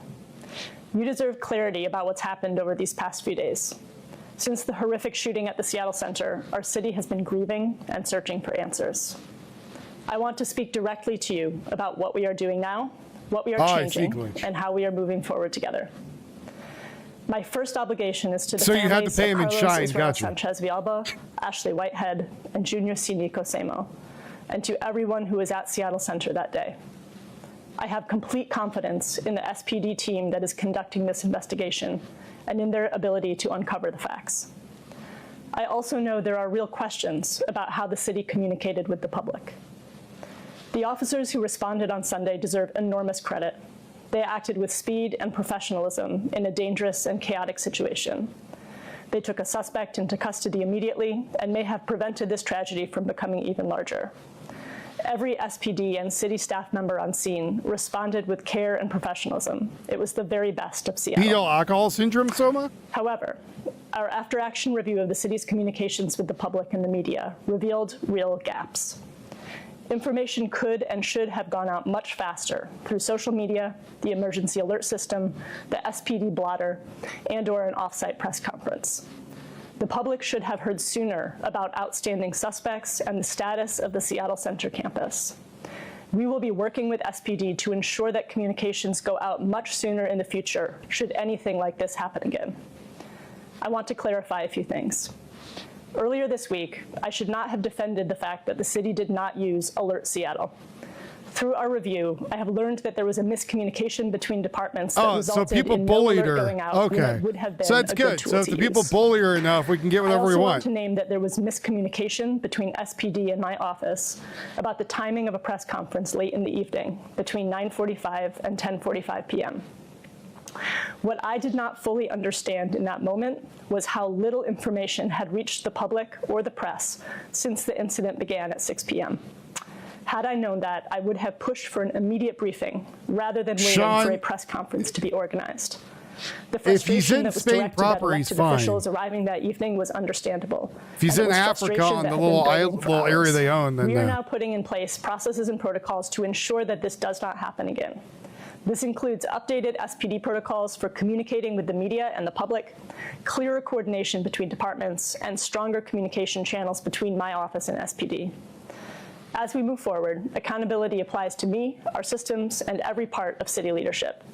Today, that includes an important update about SPD. This afternoon, I received and accepted the resignation of Chief Barnes. I want to thank him for his service to the city. Chief Barnes came to Seattle with a genuine belief in community policing as a philosophy. He arrived with a clear vision of what a department grounded in trust and accountability could look like. He launched initiatives to bring the department closer to the communities it serves, including a neighborhood resource officer program and a monthly community conversation series. He cares deeply about this work and about this city. That dedication is genuine. I'm going to tell you right now, all this like weekly, we're going to sit here and talk to people does nothing. Like, it's just a waste of money and time. And I wish him the best. Steady leadership of SPD will continue, with Deputy Chief Andre Sales serving as interim chief effective Friday, July 31st.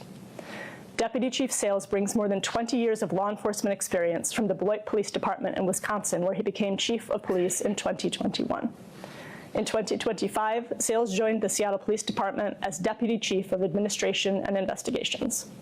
Under his oversight, SPD's gun violence reduction unit and homicide detectives have continued to close difficult cases, including the arrest of a suspect in the fatal shooting of two teenagers near Rainier Beach High School. Throw that tenor in.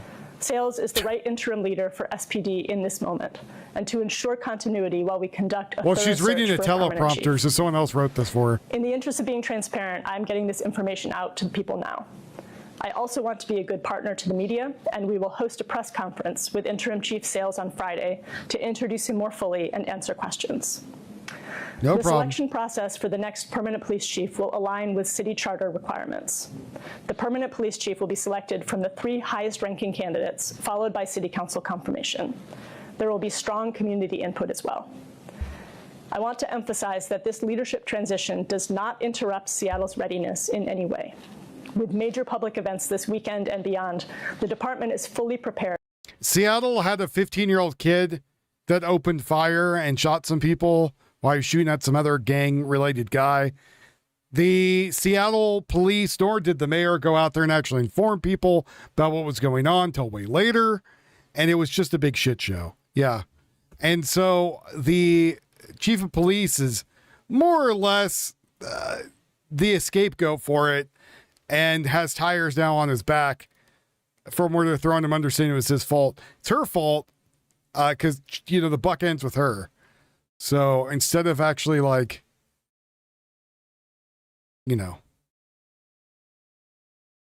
taking credit for it, she's going to fire him or, get rid of him, even though people are saying he lives in Chicago, not actually even in the area. With officers who show up for our city every single day. Our interim chief assumes command of a team that is operationally strong and understands what it takes to keep the city safe. Thank you for your time, for your continued engagement with my office, and I look forward to continuing this work together.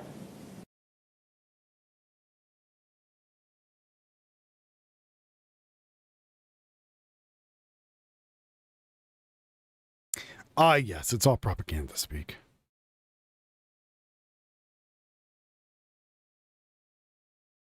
Well, now you need a body specialist, Glitch.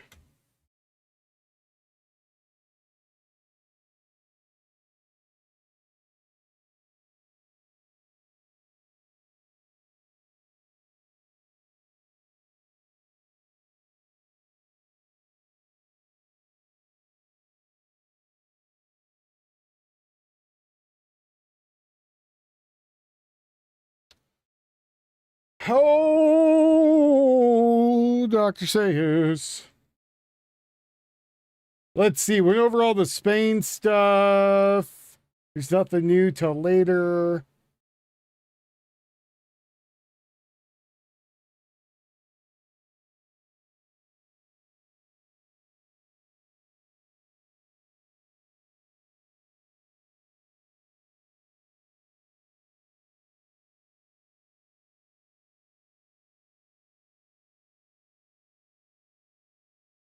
Looking up, looking down, looking left, looking around.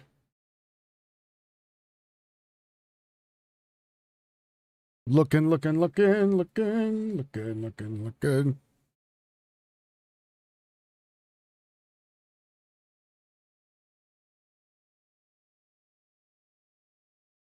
I was hoping the Spain stuff was going to keep us busy all night. Fortunately, it does not look like it. Fortunately. Again, 18 people are dead from trying to invade Spain. Not from anyone doing anything. They just drowned.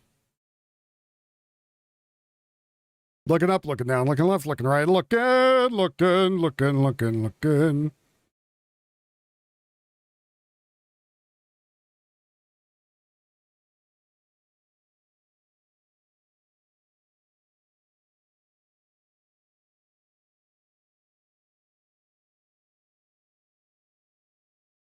Yeah, I think I'm going to go rest my back because it's kind of killing me right now. And this is my second show today.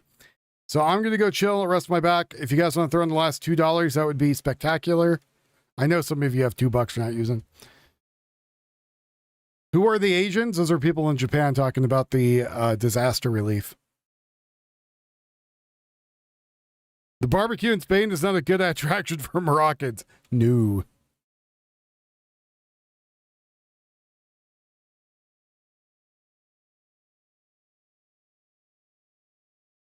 No. I'm going to go rest my back though, because it is freaking killing me right now. So you guys have a good one. Take it easy. Again, $2 more. We fix up the, fill the whole bar. I will be going on around the 7th to go camping and record some stuff for trappers. Trying to do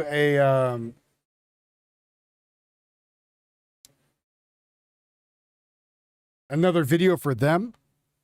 I already did a video for, again, Flavor Forest and Tennessee Custom Blade. So I think I'm going to go work on that when I go on my little camping trip. Again, with you all, if you guys want to donate, Cash App, Venmo, PayPal, buy me a coffee, I'd very much appreciate it. Moroccans gone wild.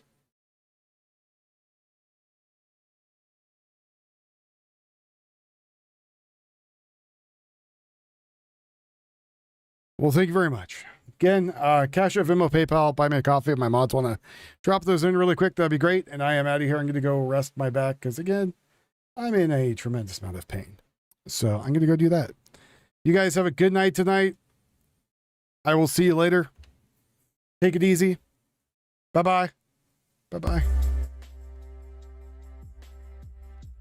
If anything crazy happens, who knows? Maybe I'll be on this morning when the Moroccans are doing more crazy stuff. Since I've been doing, again, 2 shows every day now.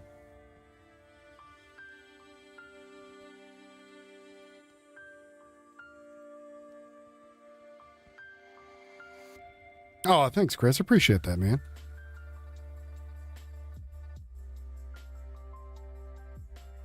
Good night, folks. Love you all. Thank you for being here. Thank you, Darlene, and thank you, Baz, for donating.